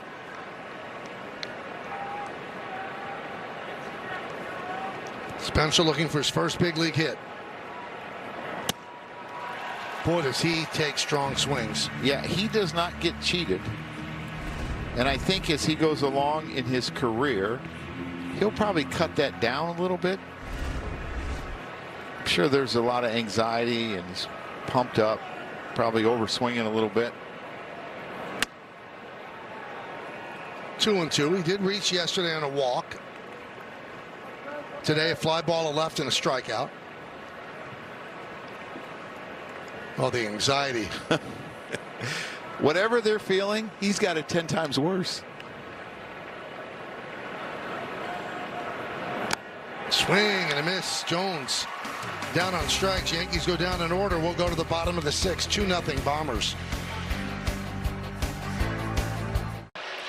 It is time now for a little segment we like to call Well, Marty Hit It. How about that? Yeah, it's on Spencer Jones. By the time he was 12 years old, he already stood 6'3".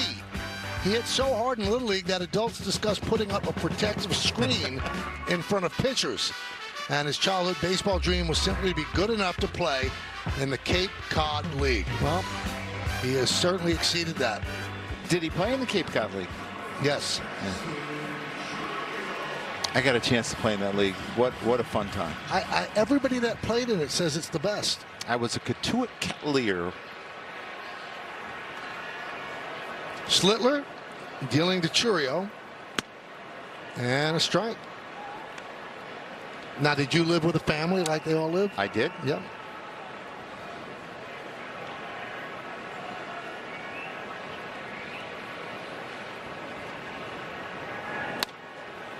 One and one on Churio, leading off top of the order. Brent Hedrick warming up for the Yankees.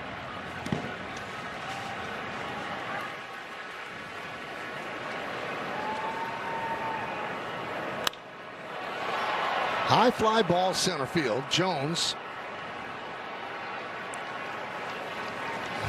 One down.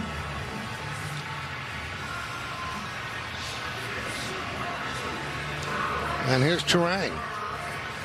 You know what it feels probably for like his parents to wait for him to come up? It's got to feel like an eternity. Mm-hmm. I mean, it will happen within the hour, probably.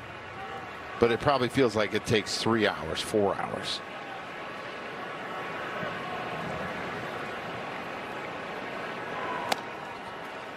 Way up and away, 1-0. Turang 0 for 2 last time out. He lined out to Jazz Chisholm to end the third inning.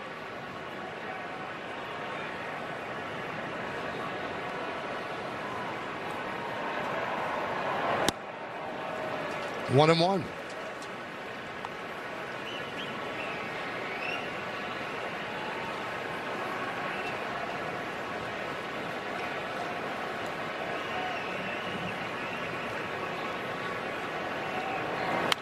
Well, is this guy proof positive? You have to be patient, Joe.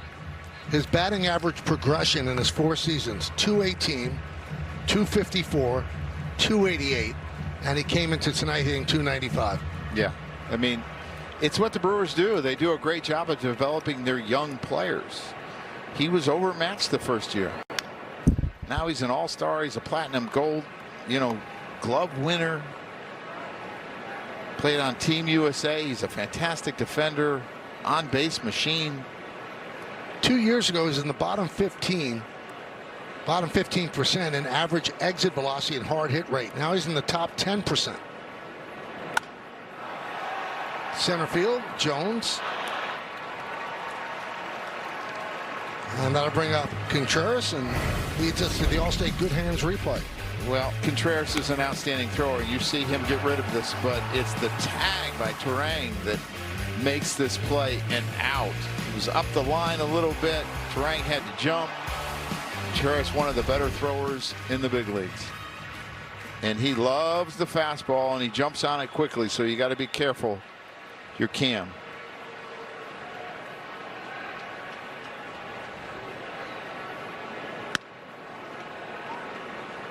I like that, Michael. Throwing the cutter. He's lost a little velocity this inning, and you see that Milwaukee's got 2 different left-handers up, probably depending on if they're ahead or they're behind.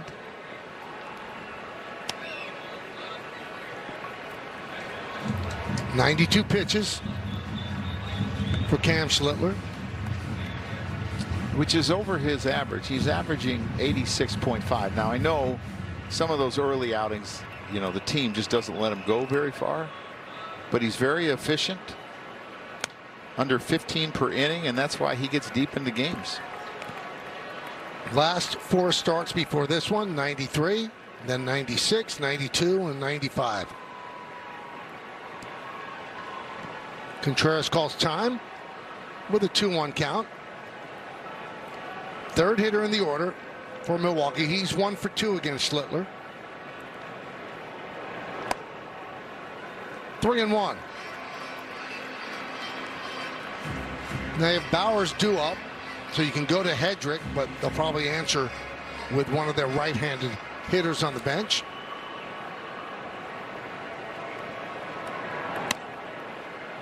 There's a strike. 3-2. Yeah, you would think that they would have Vaughn ready, because Vaughn would then go to first base. You have Sanchez, but you'd prefer to set Vaughn to first base over Sanchez. And the 3-2. Just a reminder today, and it started yesterday, to the left of the logo on the score bug, you see the 2 dashes for the Yankees. That means they have their 2 ABS challenges remaining. And for Milwaukee, they have had a challenge. It was not correct. It was not overturned, so they lose one. They have 1 left. So those are the dashes that you see to the left of the logo. Fly ball right field, going back Judge, and he stretches out to make the play for the final out. So Cam Schlittler with 6 shutout innings. We go to the 7th, and the Yankees are up by 2.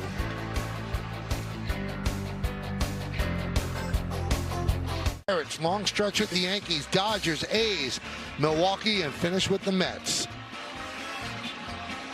It's a 3, Joe. This should be easy for you. I may have to lower my standards. I said 4 yesterday. Maybe it's 3. Nice play, nice lunge there by Judge, and Schlittler was so appreciative he waited for Judge before he went into the dugout. Thank you, sir.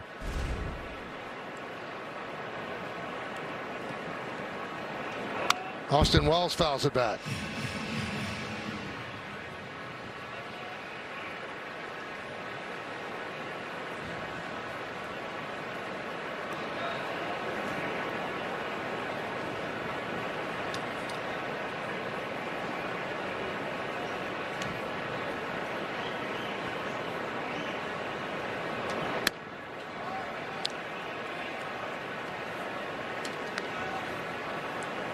This young man's got a pretty good cutter, Michael. It's been effective against the right-handers and the left-handers.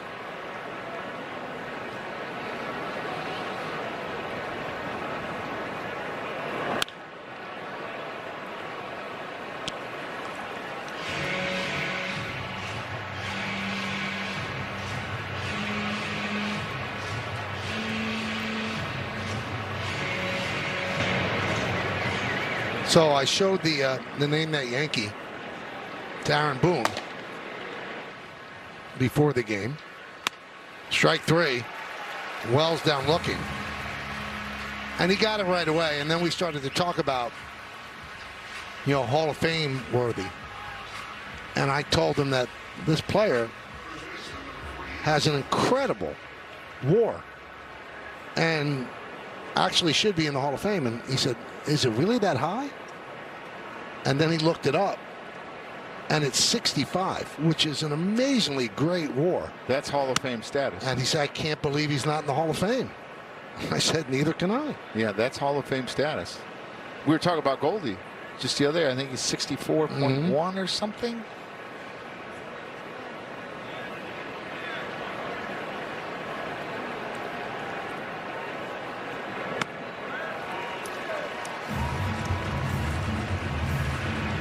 The WAR is actually 66. But then he started looking up other WAR. And there are three guys that play this position that really should be in the Hall of Fame. There's a strike. You still don't know? No, I know who it is. Oh, okay. Oh, I don't know if you're trying to give me hints or it's a discussion that you're trying to tell everybody who it is. No, I'm just giving some helpful little tidbits. Grounded, second base. Turang with the bad hop stays with it. And Goldschmidt beats it out. A rare error for Turang, his third of the year, and we've talked about how good his glove is. Does this ball come up? Yeah, this ball comes up. He doesn't read it correctly, and it ends up hitting off his waist. Goldschmidt always hustling, always playing hard, running the bases. Stays back on this cutter, and boy, he's hustling, Michael. And that scored a hit. Well, when you have a platinum glove and you have that, that's what you get. Let's check out one of today's player props brought to you by Bet365, where winning is everything. Ben Rice, a home run or more, plus 475.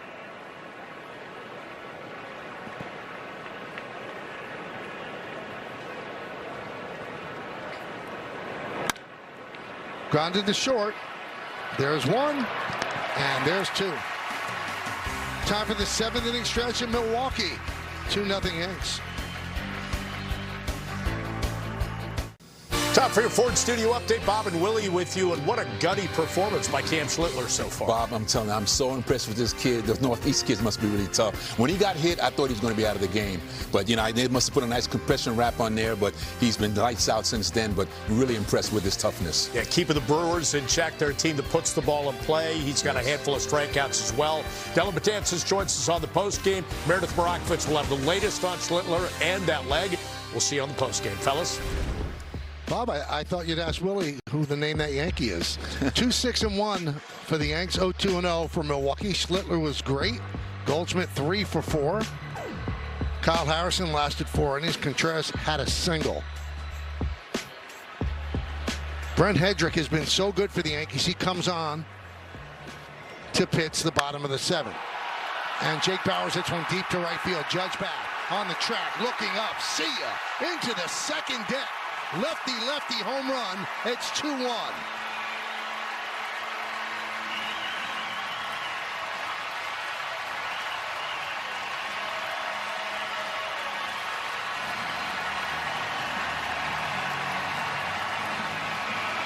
An impressive at bat, jumps on the first pitch fastball, and he had 5 home runs like in the first 15 games and hadn't had one in 18. Well, he ended that streak, and this is a ball that's down, middle, out, over the plate. He knows he's got it. This is a long home run, Michael. A long home run. Not something the Brewers do a lot of. He now leads the team with 6.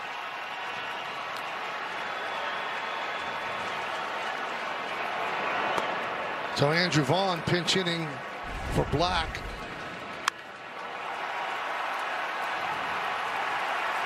Wow, that went a long way.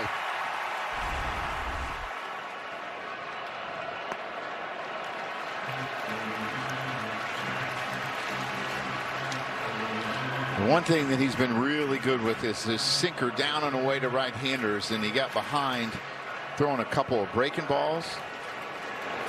He's going to come back with another one.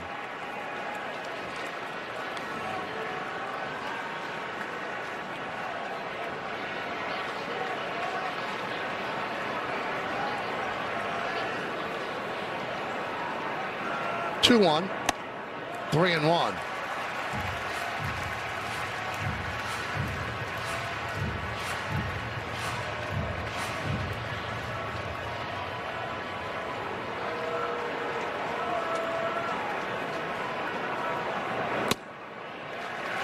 And Vaughn with a pinch hit walk against Hedrick.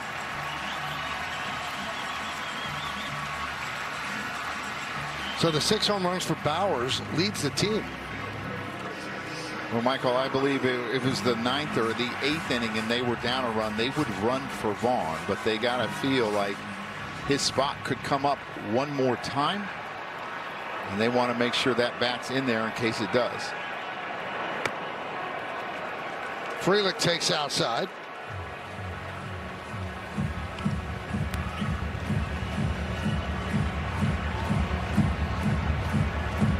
So the Brewers offense dormant against Schlittler, and now a home run and a walk against Hedrick, who's been so good all year. Shows bunt, takes outside, 2-0.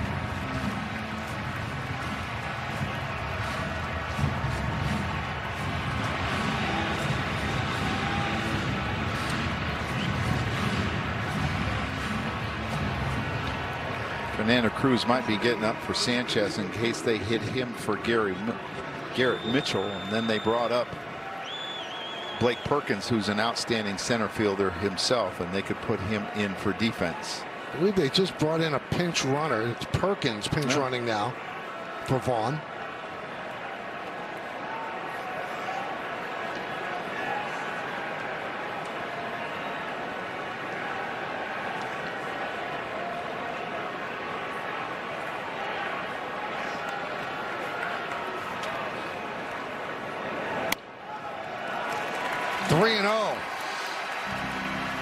Hedrick working himself into quite a jam. The left-hander has been money for the Yankees early.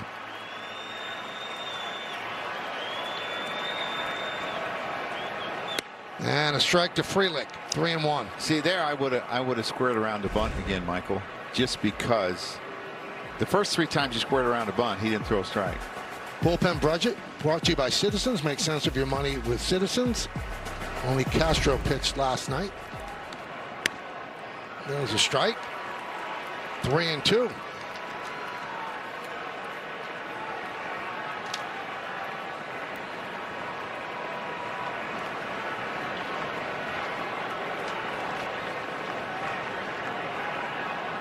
Runner goes.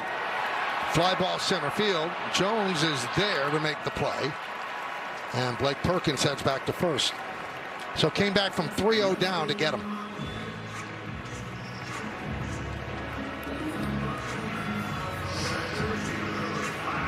Garrett Mitchell actually has been really good against left-handers this year. 300 average. It's at 192 off of righties. High strikeout rate. No home runs, but 300 average. Jumps on the first pitch. Shallow center coming on Jones, and he slides to make the play.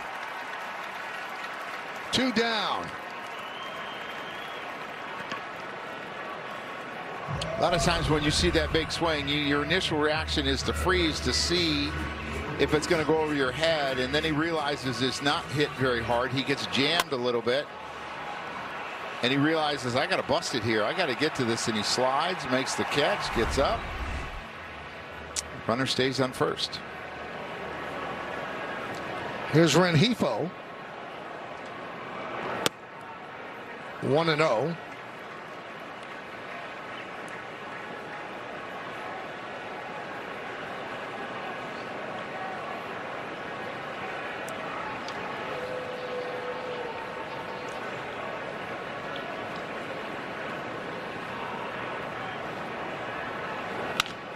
Ground ball, Caballero Flips to second, they get the force, and that'll do it. The home run by Bowers cuts the lead in half. Yankees up 2-1 as we go to the 8th.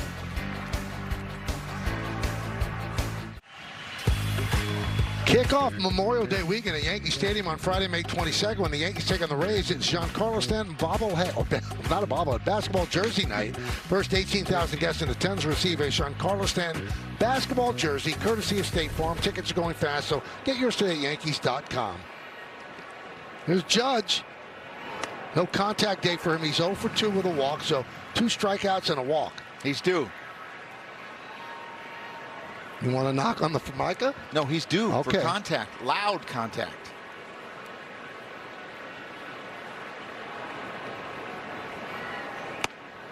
One and one.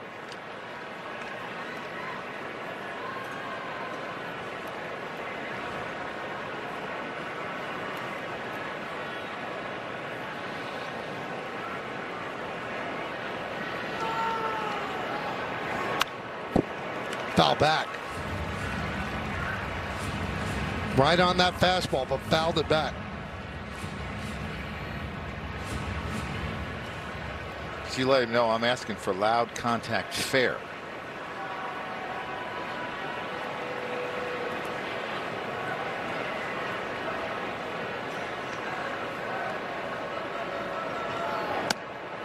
Two and two. Boy, Contreras really plays around back there. He's actually making noise with his foot now behind Judge. Did it earlier with his hand behind the left-handers.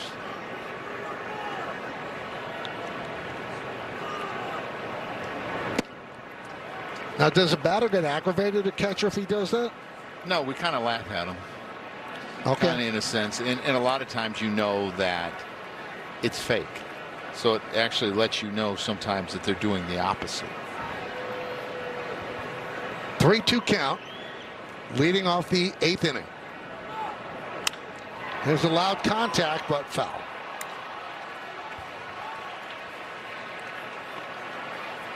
By the way, the measurement for the Bowers home run, 420 feet.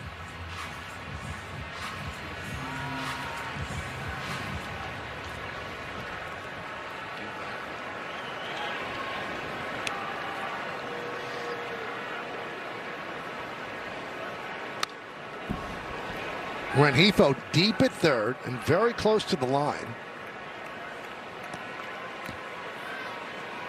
In the outfield, they essentially play Judge straight away. The second baseman, Terang, shades up the middle, with Bowers pulled off first base by about 15 feet.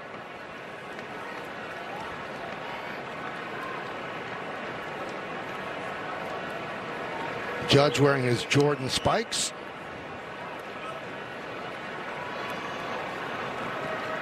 And the 3-2. And he worked a walk. So 2 walks and 2 strikeouts. Judge does have 5 stolen bases. And that looks like it's going to do it for Patrick. DL Hall has been warming, so they're going to call on the left-hander to face Bellinger. Patrick did a good job. Runner on first, nobody out. The Yankees Baseball on the S is brought to you in part by the New York Lottery. This could be your lucky play. By your local Tri-State Genesis retailers. Learn more at genesis.com. And by Optimum Fiber, famously fast fiber internet. Those are some battles probably right there. Lou and Al. Thank Dave. My mom's favorite player. Thank Aaron.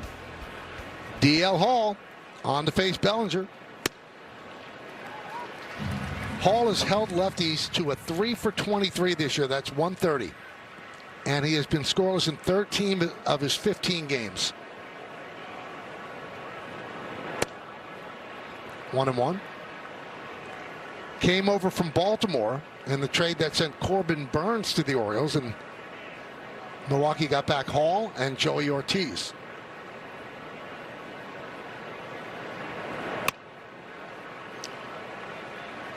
And he's a guy that's been a starter, so he's got 7 different pitches. That's hard to manage when you're in the bullpen. Usually guys like to have 2 or 3. hard to get them all in, but he still has 7 pitches that he's used.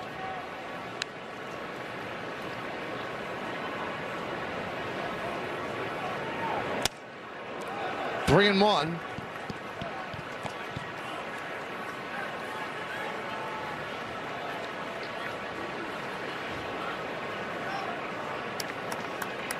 Bellinger 1 for 3.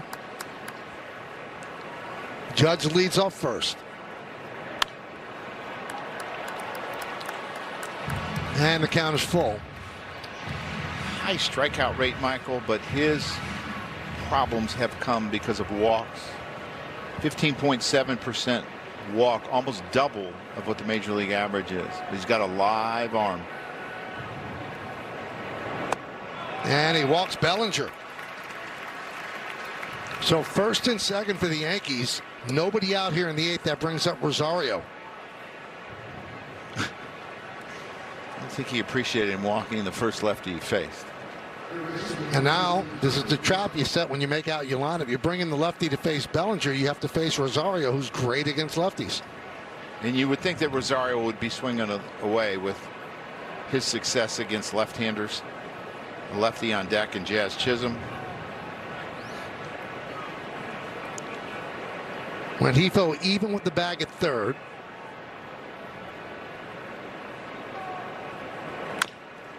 Chop towards short. There's one. No time. So they hold on to the ball. First and third with 1 out.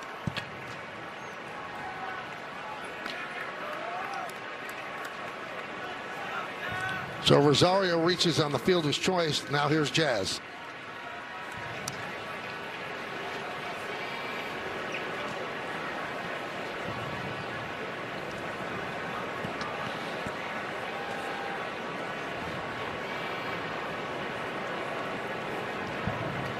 Big spot in the game for Chisholm.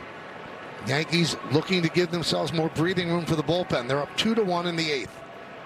Lost yesterday 6-0. Middle game of this 3-game set. 1-0.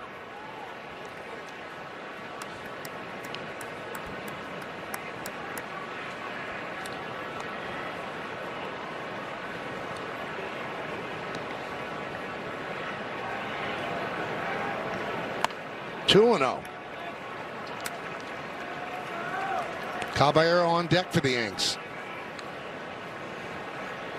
Jazz has got to think about driving a ball to center field, making sure that he stays back and that he doesn't overswing, doesn't roll over on something.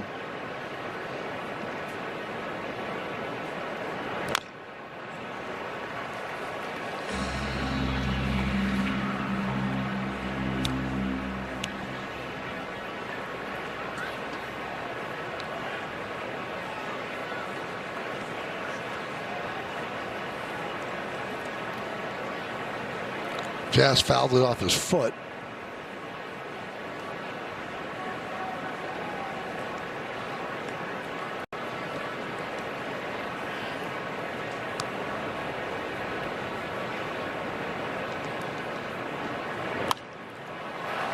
Popped up behind the screen and out of play.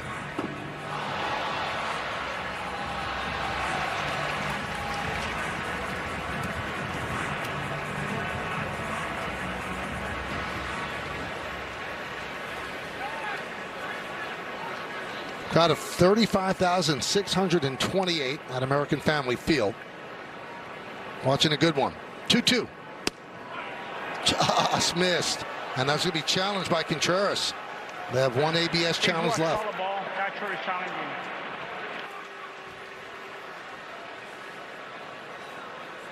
Wow. And Jazz strikes out looking. The challenge overturns the ball call. So they retain one more challenge. Perfect pitch. Fastball down and away, and I actually thought it was low. It's a sinker at 97. It's really a tough pitch to hit. You can see that hip open up a little quickly there, and he got fooled. Joe, the Yankees struck out 14 times last night. They've struck out 12 times tonight. This Milwaukee pitching staff is really good, and they can mix and match when they get in the bullpen. They got 4 left-handers. They're all good. You got power from the right side down there in McGill and Uribe. Both the guys are throwing 99, 100.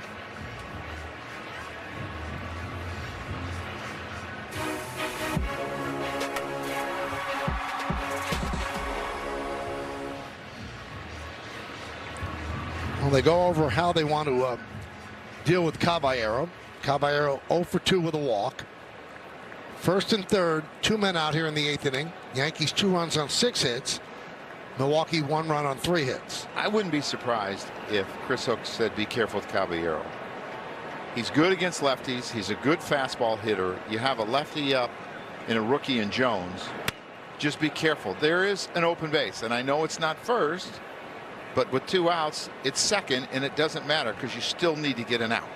And the only righty the Yankees have on the bench is Max Schumann.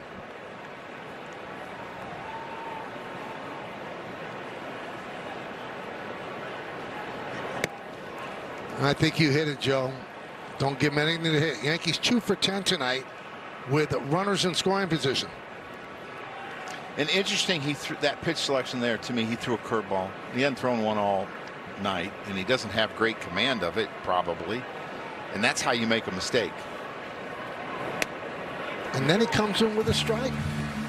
The second one's always better than the first, Mike.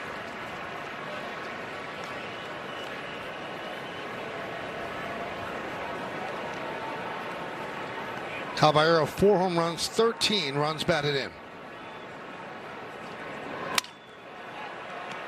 Humpback line drive. And Hamilton makes the play. And they went after Caballero and they got him out. The Yankees strand 2. We go to the bottom of the 8th. Well, fans, Yankee games on Yes are streaming live on the Gotham Sports app, included for free with your eligible TV provider subscription.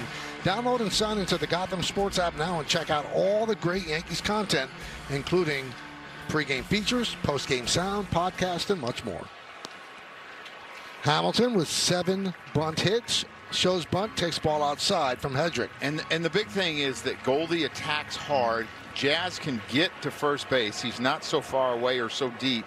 He's shortened up in the infield because Hamilton can fly. McMahon takes over third base. Count 2-0.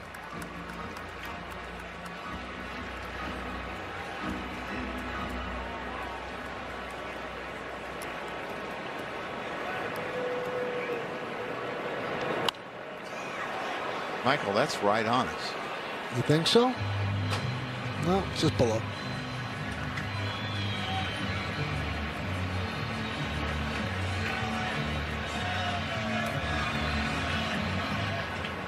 The wheels are turning as Boone's trying to figure out how to get these last 6 outs.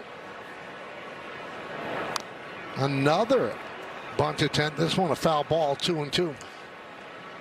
The other thing that on bunts like that, your catcher has to bust out with nobody on base. You don't even necessarily need to catch it. You know what I'm saying? You got to be ready to go forward in front of home plate to get it if you're the guy that's closest to it. You don't have to worry about if the ball goes to the fence and you miss it because there's nobody on anyway.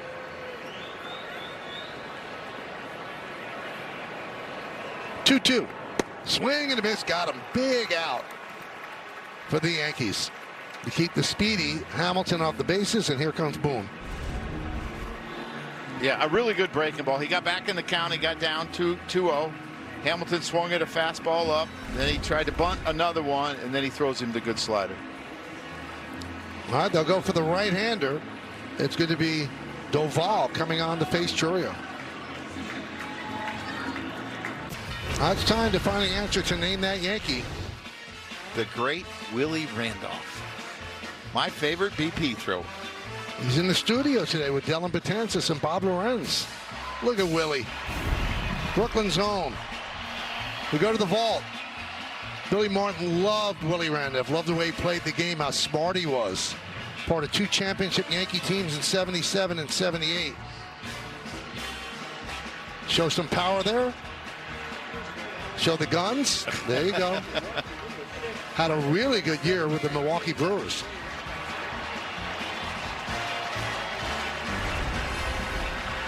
Six-time world champion, six-time All-Star, .327 average with the Brewers in '91, and a Yankee captain. And Camilo Doval deals a ball to Chourio, and it's going to be challenged by Wells. Oh, challenged by the batter. It was a ball. No, it was by Wells, and it remains a ball. So the Yankees have one challenge remaining. So one quick thing more about Willie. 66 career WAR, 13th all-time among second basemen, ahead of 12 of the 21 Hall of Fame second basemen. And the other two second basemen that Boone was talking about with Willie, Grich and Whitaker. And also Frank White was pretty darn good.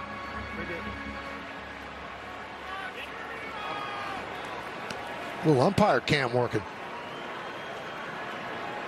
1-0 on Chourio.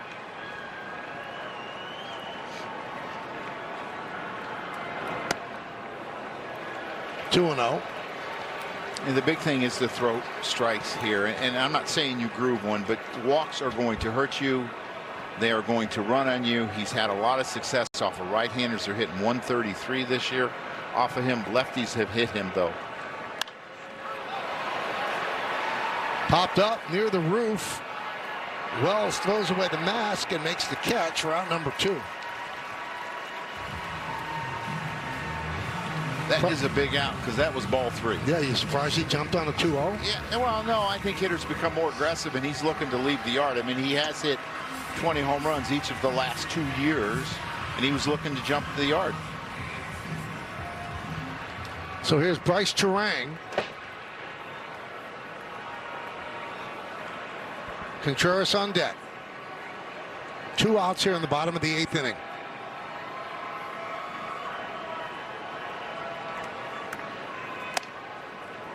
One and 0.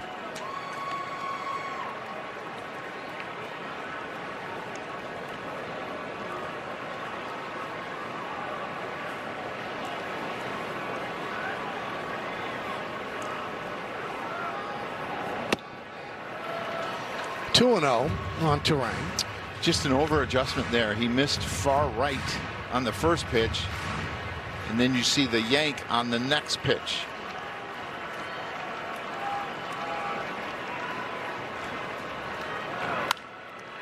This is Doval's highest leverage outing in a few weeks. Remember the Pasquantino home run that was hit against him, and then he vultured the win on April 17th against Kansas City.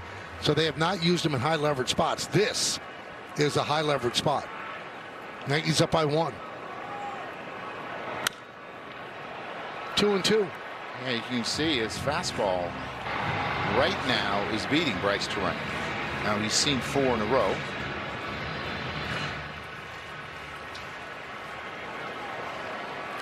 See Ashby and McGill warming for Milwaukee. 2-2. Fouled away.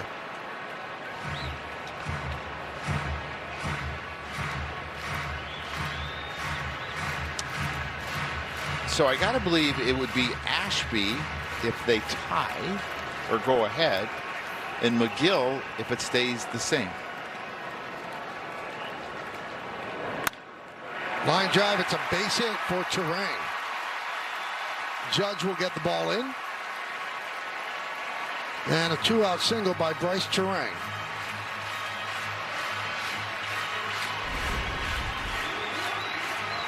Yeah, you got a breaking ball, and off of righties, he's actually a better hitter on breaking balls than he is on fastballs. And he had thrown him a number of fastballs, and he just hits it in the hole for a single. And now I would think that he would be off to the races. He's 7 for 9. Tied with their team lead. Contreras is a good fastball hitter. And Doval slow to the plate. There he goes. Runner goes to the second. Safe. Tell you what, Wells got rid of that quickly and made that a lot closer than I thought it would be. I mean, he did a good job cheating on a ball that was down in the zone, and he started moving his feet before he ever even caught it. You're going to see him move really quickly here and get rid of it. Makes an accurate throw, but he just had too big of a jump.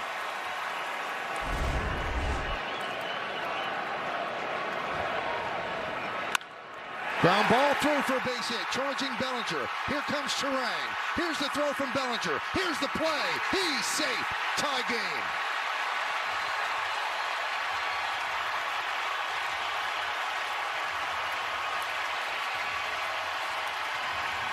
William Contreras leads their team in hits, and he leads their teams in RBIs, and he's a great fastball hitter. A tough matchup for Duvall. A really good play by Cody Bellinger to even have a chance at Turang. If the ball's a little bit to the left, right on the money, they might have a shot, but Turang is very fast, got a good jump. You can see the motion by Contreras. Here's Jake Bauers. 0-1.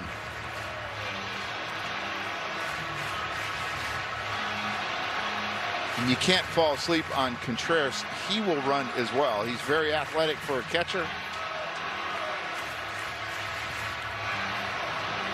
Bauers connected for a home run against Hedrick in the 7th. His 6th of the year, 420 feet to right center.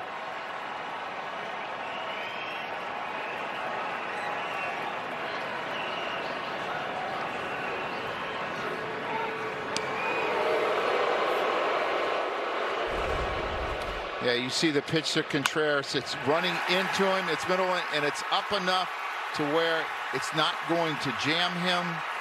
Just a good at bat, an aggressive hitter, and he's a good run producer.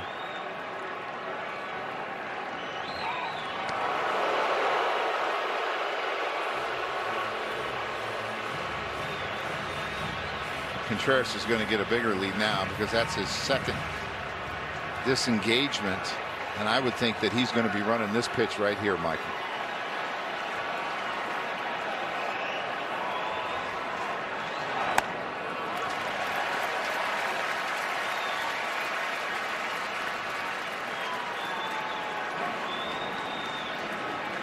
Cruz getting ready.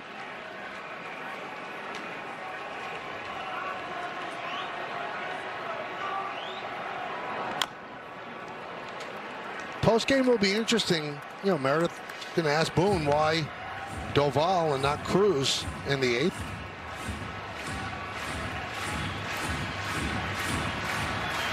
I think it's his dominance over the right-handed hitters, and he had 2 out of 3 right-handed hitters with 1 out.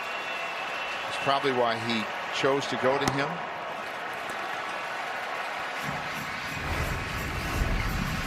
This is Bauers' home run in the 7th inning, a long home run. And the bullpen has been so good the last 15 days. A really low ERA. Tonight they've given up a couple runs. 3-2. If you're Goldie, I think you got to hold him on because you don't want to give him a big jump. And you're also guarding the line where you're playing.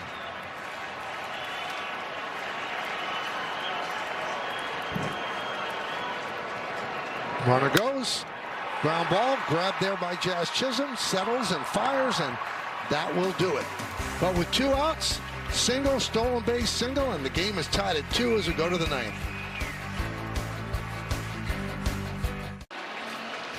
Well, Tuesday on Yes, host Gracie Cashman sits down with the Yankees legend Willie Randolph for a deep dive into the numbers that defined his career. Watch the Season 3 premiere of The Story of My Number, presented by the New York Lottery. It's Tuesday, following Yankees coverage on Yes and the Gotham Sports app. This season, we'll hear from Joe Girardi, Garrett Cole, amongst many others. Aaron Ashby, 35 strikeouts in 23 innings, will take over here in the 9th of a 2-2 game. And Trent Grisham is going to pinch hit for Spencer Jones.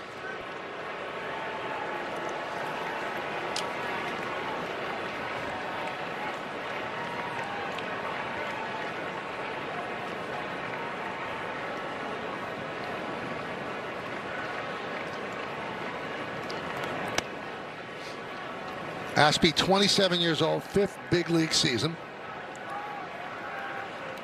He's got a 6-0 record, tied with Chris Sale for the major league lead in wins.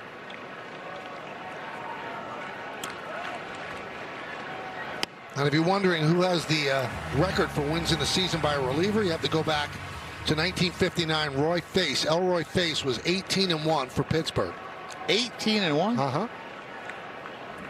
Oh, my. 2-1. 35.4% strikeout rate for Ashby, 10th in the National League. But he walks a lot of people, 14.1% walk rate. And he's 3-1 on Grisham. Yeah, and he's got a great sinker that has a lot of depth to it, and we've seen it up to 99, and that's where he usually maxes out. But you're right, Michael, 14 walks in 23 innings.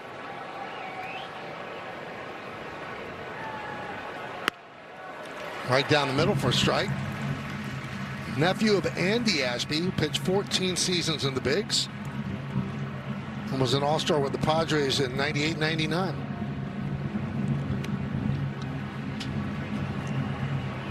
Caught him with the Rockies.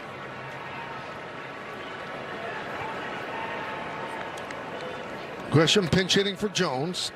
Jones was 0 for 3 with 2 strikeouts. 3-2. Did he go? Yes, he did. Now it's ball 4, but he went around. Yeah, he had the guts to throw a 3-2 slider, a pitch he hadn't thrown. And it's another ball that has plus depth to it, 7 inches more than the average slider. I mean, his stuff moves so much, sometimes it's hard to command. There's Austin Wells. 1-0.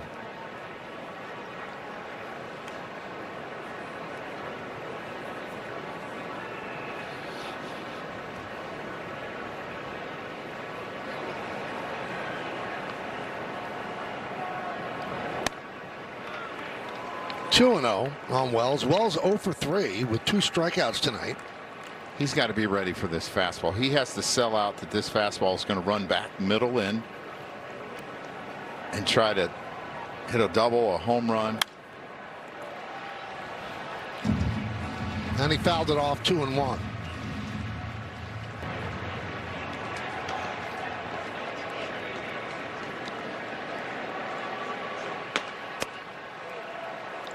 And the count 3-1 on Wells. And Contreras is going to challenge. Yeah, he's not a great framer, and he's trying to pull it up, and he's missed a number of them tonight, but it is a strike. And that's the power of this ABS system. Like, you're not getting this during a normal game a couple years ago. He's trying to frame it, and he misses it, and it's not the first one that he's missed tonight.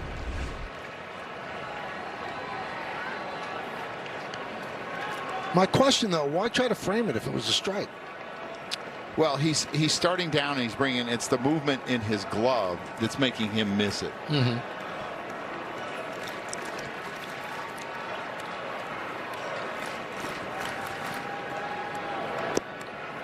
Now the count is full. I mean, you still have to work on framing because times you're going to be out of your ABS. Right. And you don't want to have to check every pitch.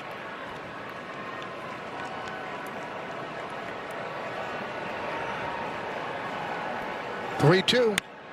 Soft ground ball, second base. Terang will get Wells. 2 down here in the 9th inning.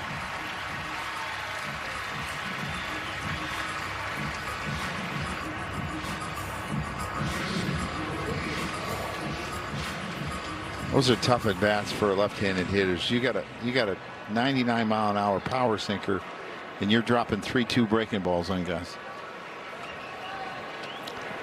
And that'll bring up Paul Goldschmidt. 3 hits tonight.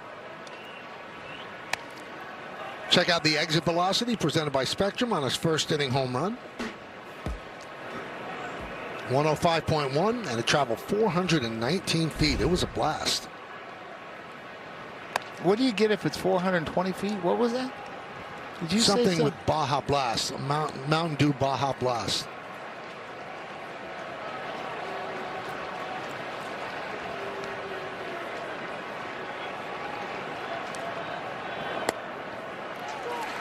Two and one. Michael, I'm trying to think if I've seen a better sinker this year than that one right there. When I'm talking about depth, you know, you have two-seamers that run more side to side.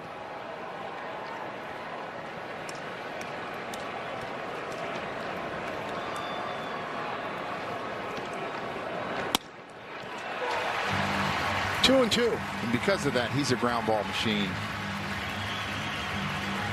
And that's what you want. You don't want to give up home runs if you're late inning relievers. You want strikeouts and ground balls, and that's what he gets. 2-2. Swing and a miss. Ashby works a 1-2-3 inning. We go to the bottom of the ninth inning here in Milwaukee. Yankees 2, Brewers 2, right here on Yes. Well, fans, after the final, I'll get highlights, analysis, clubhouse interviews, and we'll hear from Aaron Boone on the manager's report. That's all coming up on the W.B. Mason Yankees postgame.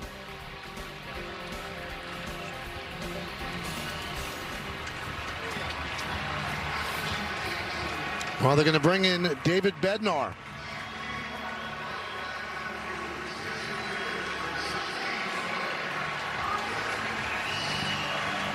Obviously not a safe situation, trying to force extra innings. Grisham takes over in center field. He pinch hit for Jones.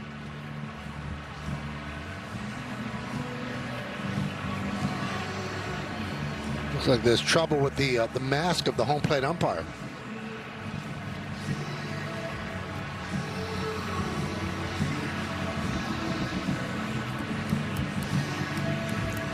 He has a camera in that helmet, or that mask.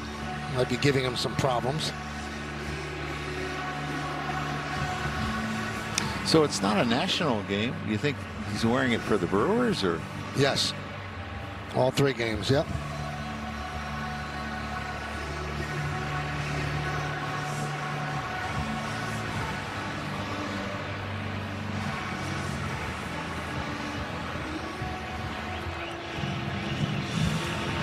Sure, Joe West would have been very patient with that. So he took the camera off the mask. Now we're ready to roll. Bednar against Perkins. Perkins came in as a pinch runner for Andrew Vaughn in the 7th inning after Vaughn walked as a pinch hitter.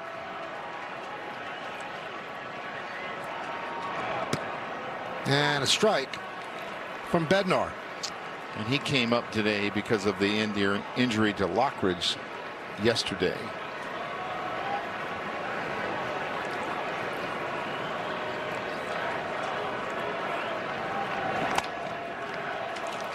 One and one. They were talking to me about him, about, you could say that he might be their best outfielder. Rob, probably 5 home runs last year. Said he can really play defense. Foul ball.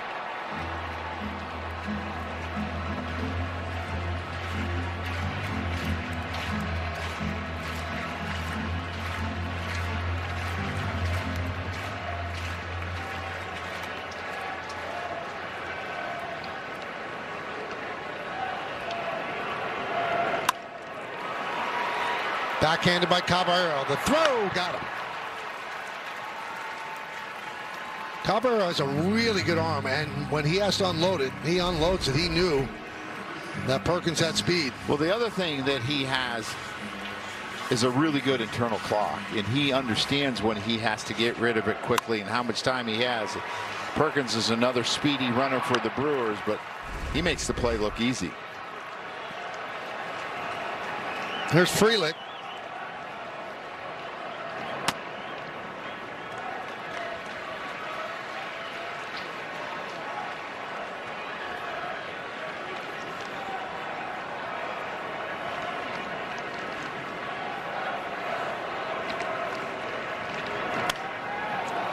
High pop-up. Jazz Chisholm makes the play. 2 down here in the bottom of the ninth.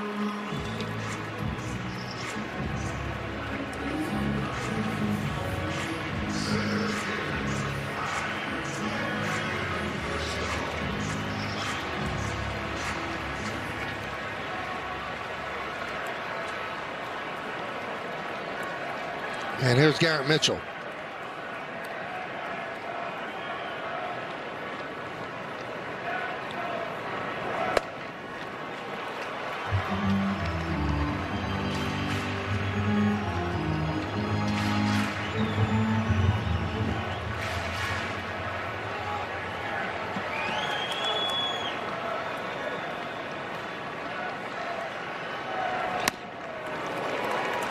One and one on Mitchell.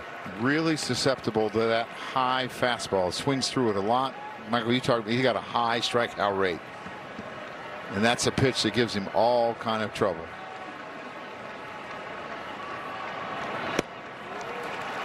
One and two.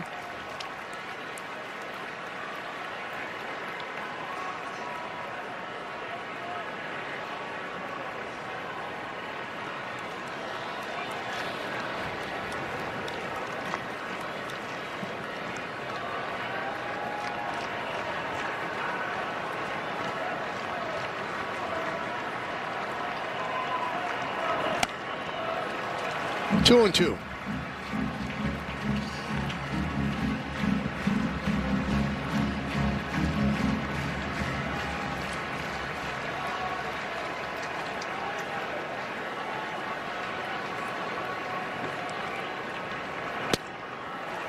And the count is full. For a guy that strikes out a lot, those are some pretty good takes. He didn't even offer at him. He does have a high walk rate as well, 17.4%. That's fourth in the National League. Swing and a miss. Does it in a few pitches, so maybe he could pitch the 10th inning. We go to extra innings, free baseball. It's 2-2.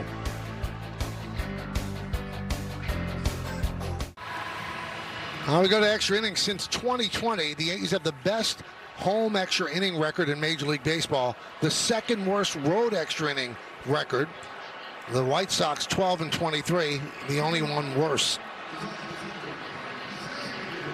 Schumann is running for Goldschmidt.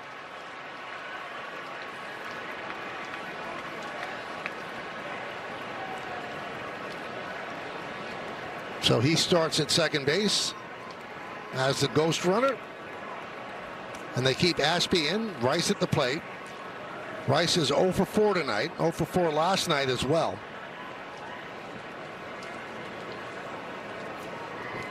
Needs to at least pull the ball to get the runner over.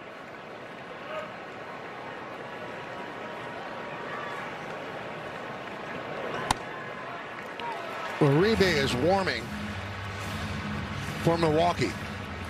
See, I think the only way that he would come in is if it's first and second, because I think that you would just walk Judge.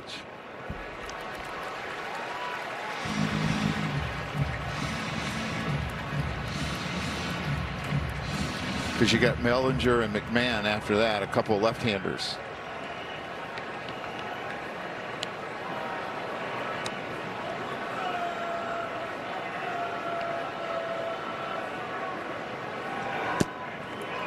One and two on Rice. Yankees 0-1 in extra innings this year. Milwaukee's 1 and 2.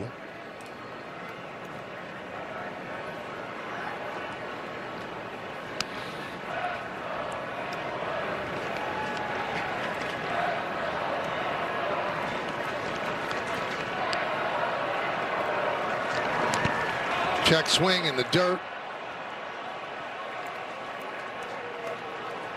Contreras keeps it in front of him, keeps the runner at second. That's a really good block because this ball's way out in front of home plate and it's really high. The hardest pitches to block are the ones that are elevated off your chest protector. He actually does a good job of coming up and keeping it in front. Not easy.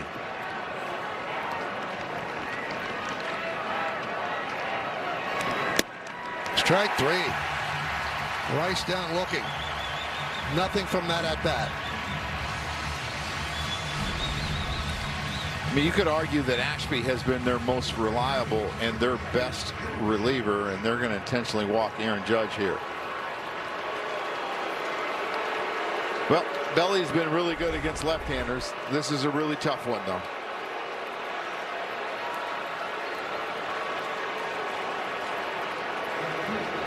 Bellinger 1 for 3 with a walk. And he's never faced him. Second inning of work for Ashby.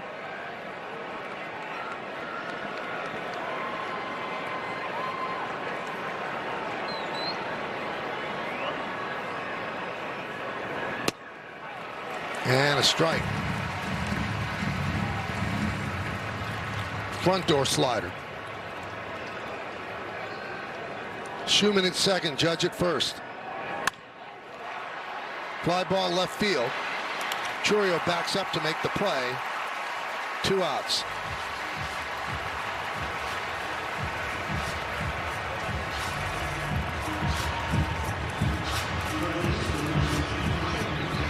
I think McMahon has to probably have the same approach.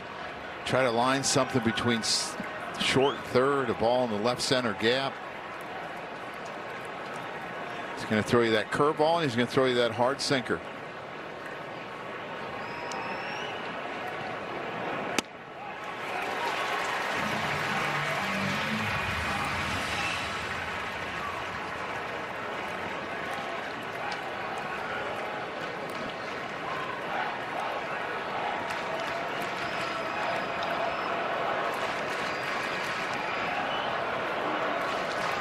The 0-1.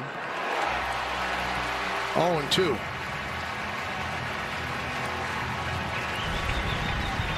Yeah, he's got an outstanding curveball to go with a great sinker. He'll throw his slider.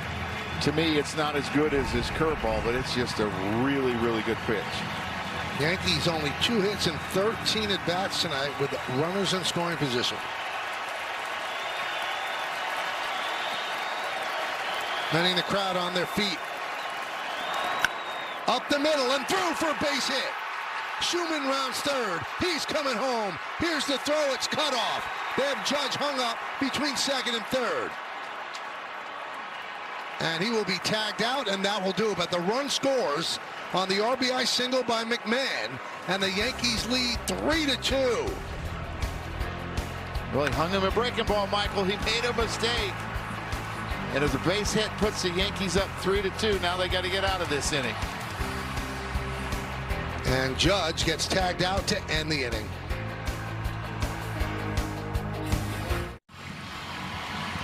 Ryan McMahon has really picked it up offensively, Joe, and gets a big hit against a really tough left. Well, he's done a great job of staying back, Michael, and he's not, his hips aren't sliding when he takes his stride. He's staying behind the baseball. You see him do that. And it's allowed him to hit the ball up the middle the other way with more authority. One of the best left-handed relievers in baseball, and he comes up with another huge hit.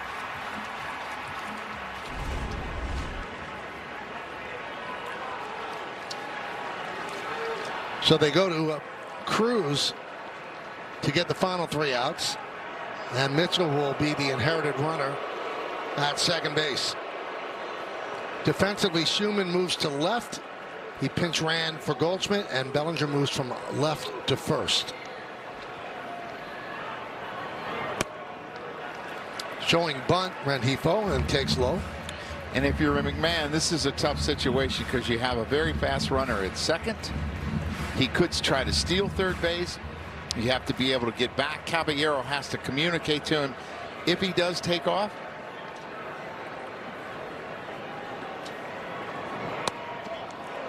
Now, kind of interesting move bringing in Cruz. Bednar was very economical in the 9th inning. He threw just 12 pitches.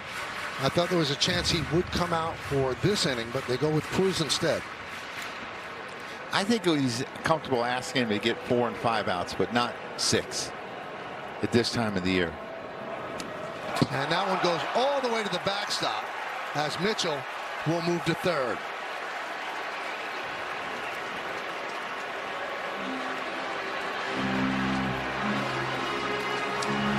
Now the tying run 90 feet away.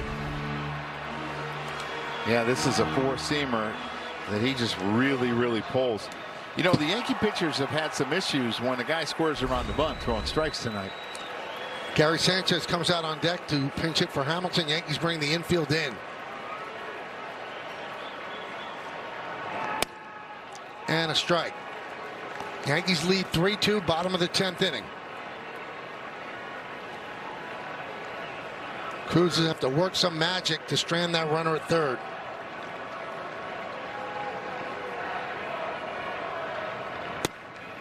And that's ball 4. Rengifo goes to first. First and third, nobody out. And here's Gary Sanchez.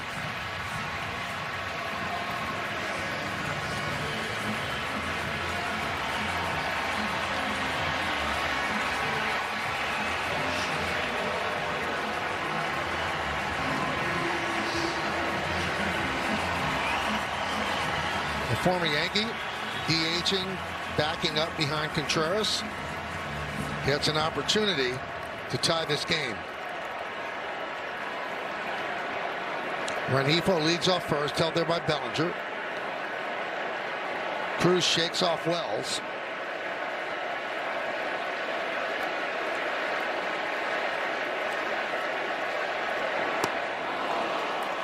Oh and 1.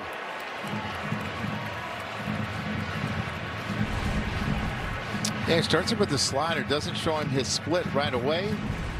Gary was trying to leave the ballpark.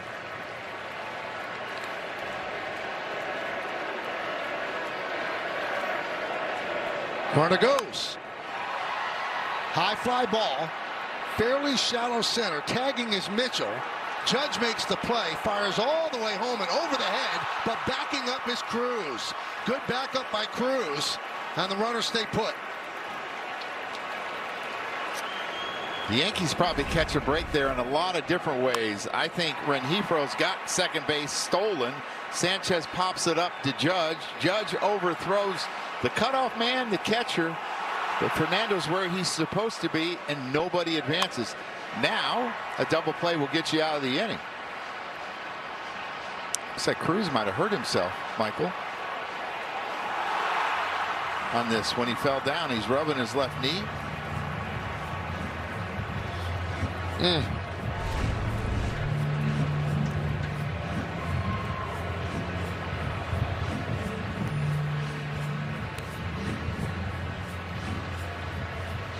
Trainers have been out too much the last few days.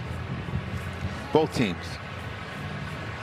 Well, they're going to see if. No, they're already departing the field, so Cruz is okay. Not giving him a throw.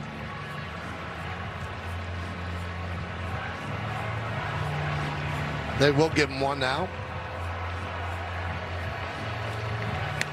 So this is a real interesting matchup to me. Chourio last year hit 400 off of changeups and 450 off of splits. And he hit breaking balls better than fastballs, but it's his best pitch, and he's got to go with it to try to get him out. Now the Yankees playing for the double play. They're not in with the runner at third. They're playing for the double play against Chourio. Rengifo leads off first. He took off on the last pitch.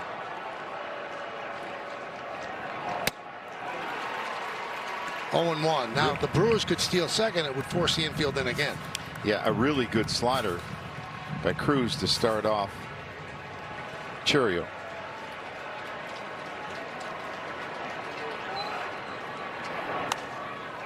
Popped up behind the plate and out of play. So quickly 0-2. Now you can bury him with the splitter in the dirt. Yeah, and he got him to chase that one that was way up and in. It's amazing what happens when pitchers try to speed up. Their arm doesn't catch up with their lower half, and a lot of times they leave balls up and in, and that's exactly what happened. But he got away with it because Jackson Chourio chased it. Now he's got to throw a really good one.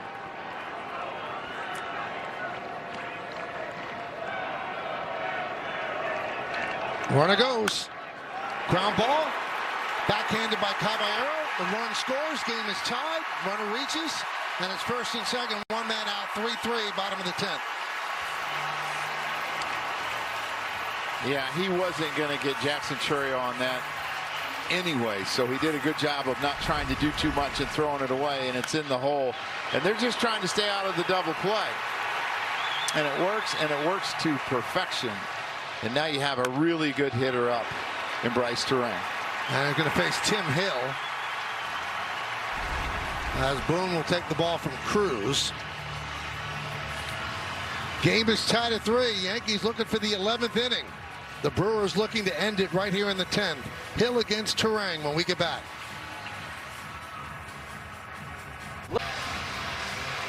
Well, they call on Tim Hill. Yankees have used 5 pitchers out of the bullpen. You see Hill's numbers. He'll face Terang. Milwaukee has the winning run at second base. Still just 1 out. Hill gets ground balls. Yankees are hoping those ground balls do not find a hole in the infield.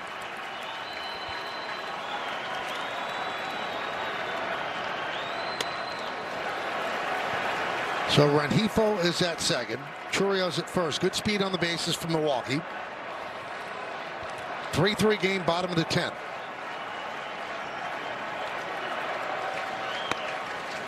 Two 2-0. The right-handed hitting. Contreras is on deck.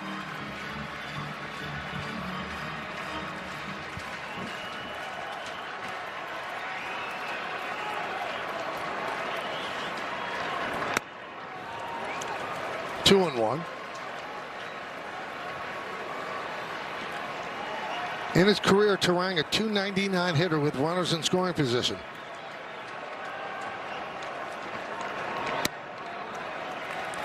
Three and 1.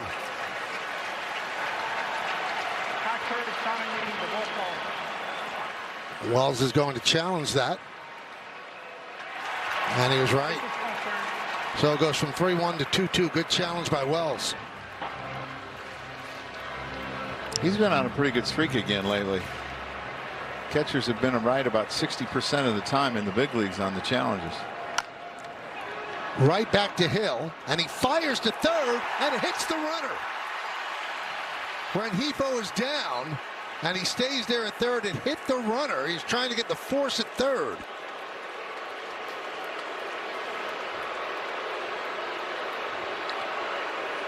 Michael, it makes me wonder if he knew how many outs there were.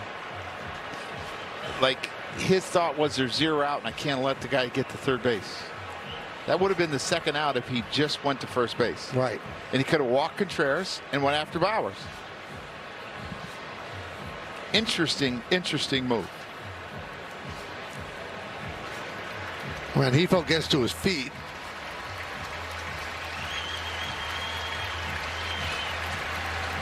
Milwaukee only has 1 player left on the bench. That's Joey Ortiz. Looks like Rengifo is smiling. It's probably not something he expected. He goes to first base. You got the second out, and then you can do whatever you want. You know who else wasn't expecting it? McMahon. Ryan McMahon. Hit him right in the hand. Hand and the helmet. Yeah. Looks like the Yankees are going to go with 5 infielders. Curious decision by Hill. As you mentioned, he had the out easily at first. And that would have set up, as you said, the intentional walk of Contreras. I just really believe that maybe he thought there were 0 outs, and that was an important out to get at third. You don't want to run at third with only 1 out. That would have been the second out of the inning. Well, Contreras tied it in the 8th inning with an RBI single. Now the Yankees bring in Schumann from left field, so they have 5 infielders. The outfielders are Grisham and Judge. The Yankees have the infield halfway.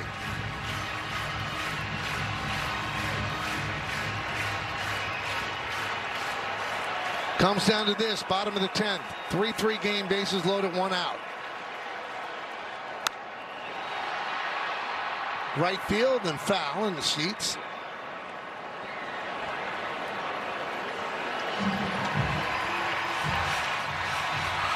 When you bring a relief pitcher in, doesn't the manager usually already got 1 out? Yeah, they usually tell him how many. Yeah. He could have just had a brain cramp. Well, if Judge makes this catch, the runner will tag.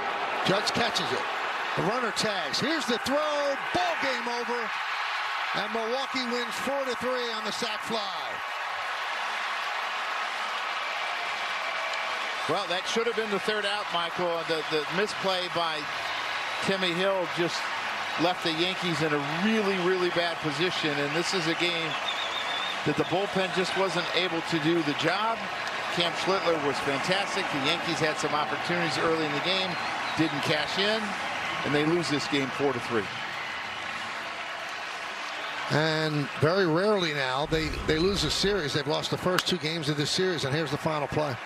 Yeah, and it's only the second time they've lost more than 1 game in a row, Michael. So Aaron Judge does everything he can, but as we know, they have so much speed on this Brewers team that any fly ball that's medium depth is probably going to score the base runner. Contreras will watch the play at home. So he drove in the tying run, and now he drives in the winning run. And Milwaukee wins in 10 innings, 4-3. We'll come back. We'll give out awards, and then they'll try to break it down on the postgame.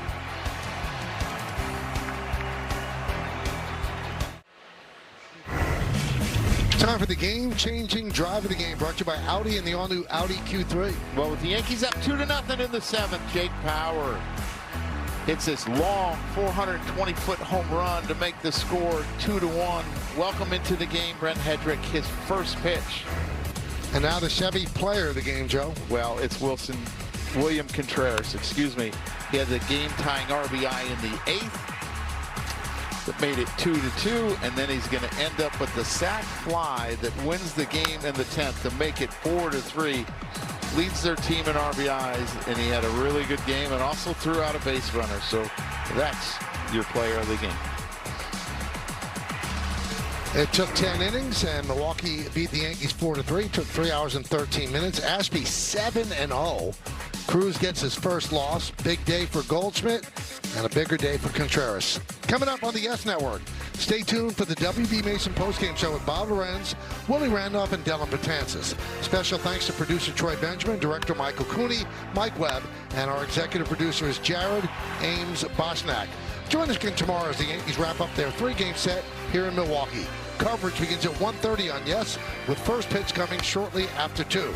Once again, the final score in 10 innings, Milwaukee 4 and the Yankees 3. For Joe Girardi and Meredith Morakovitz, I'm Michael Kay saying see ya from American Family Field in Milwaukee, Wisconsin. Now let's go to Bob Lorenz, Willie Randolph, and Dylan Betances standing by in our Yes Network studios with the postgame show. Guys?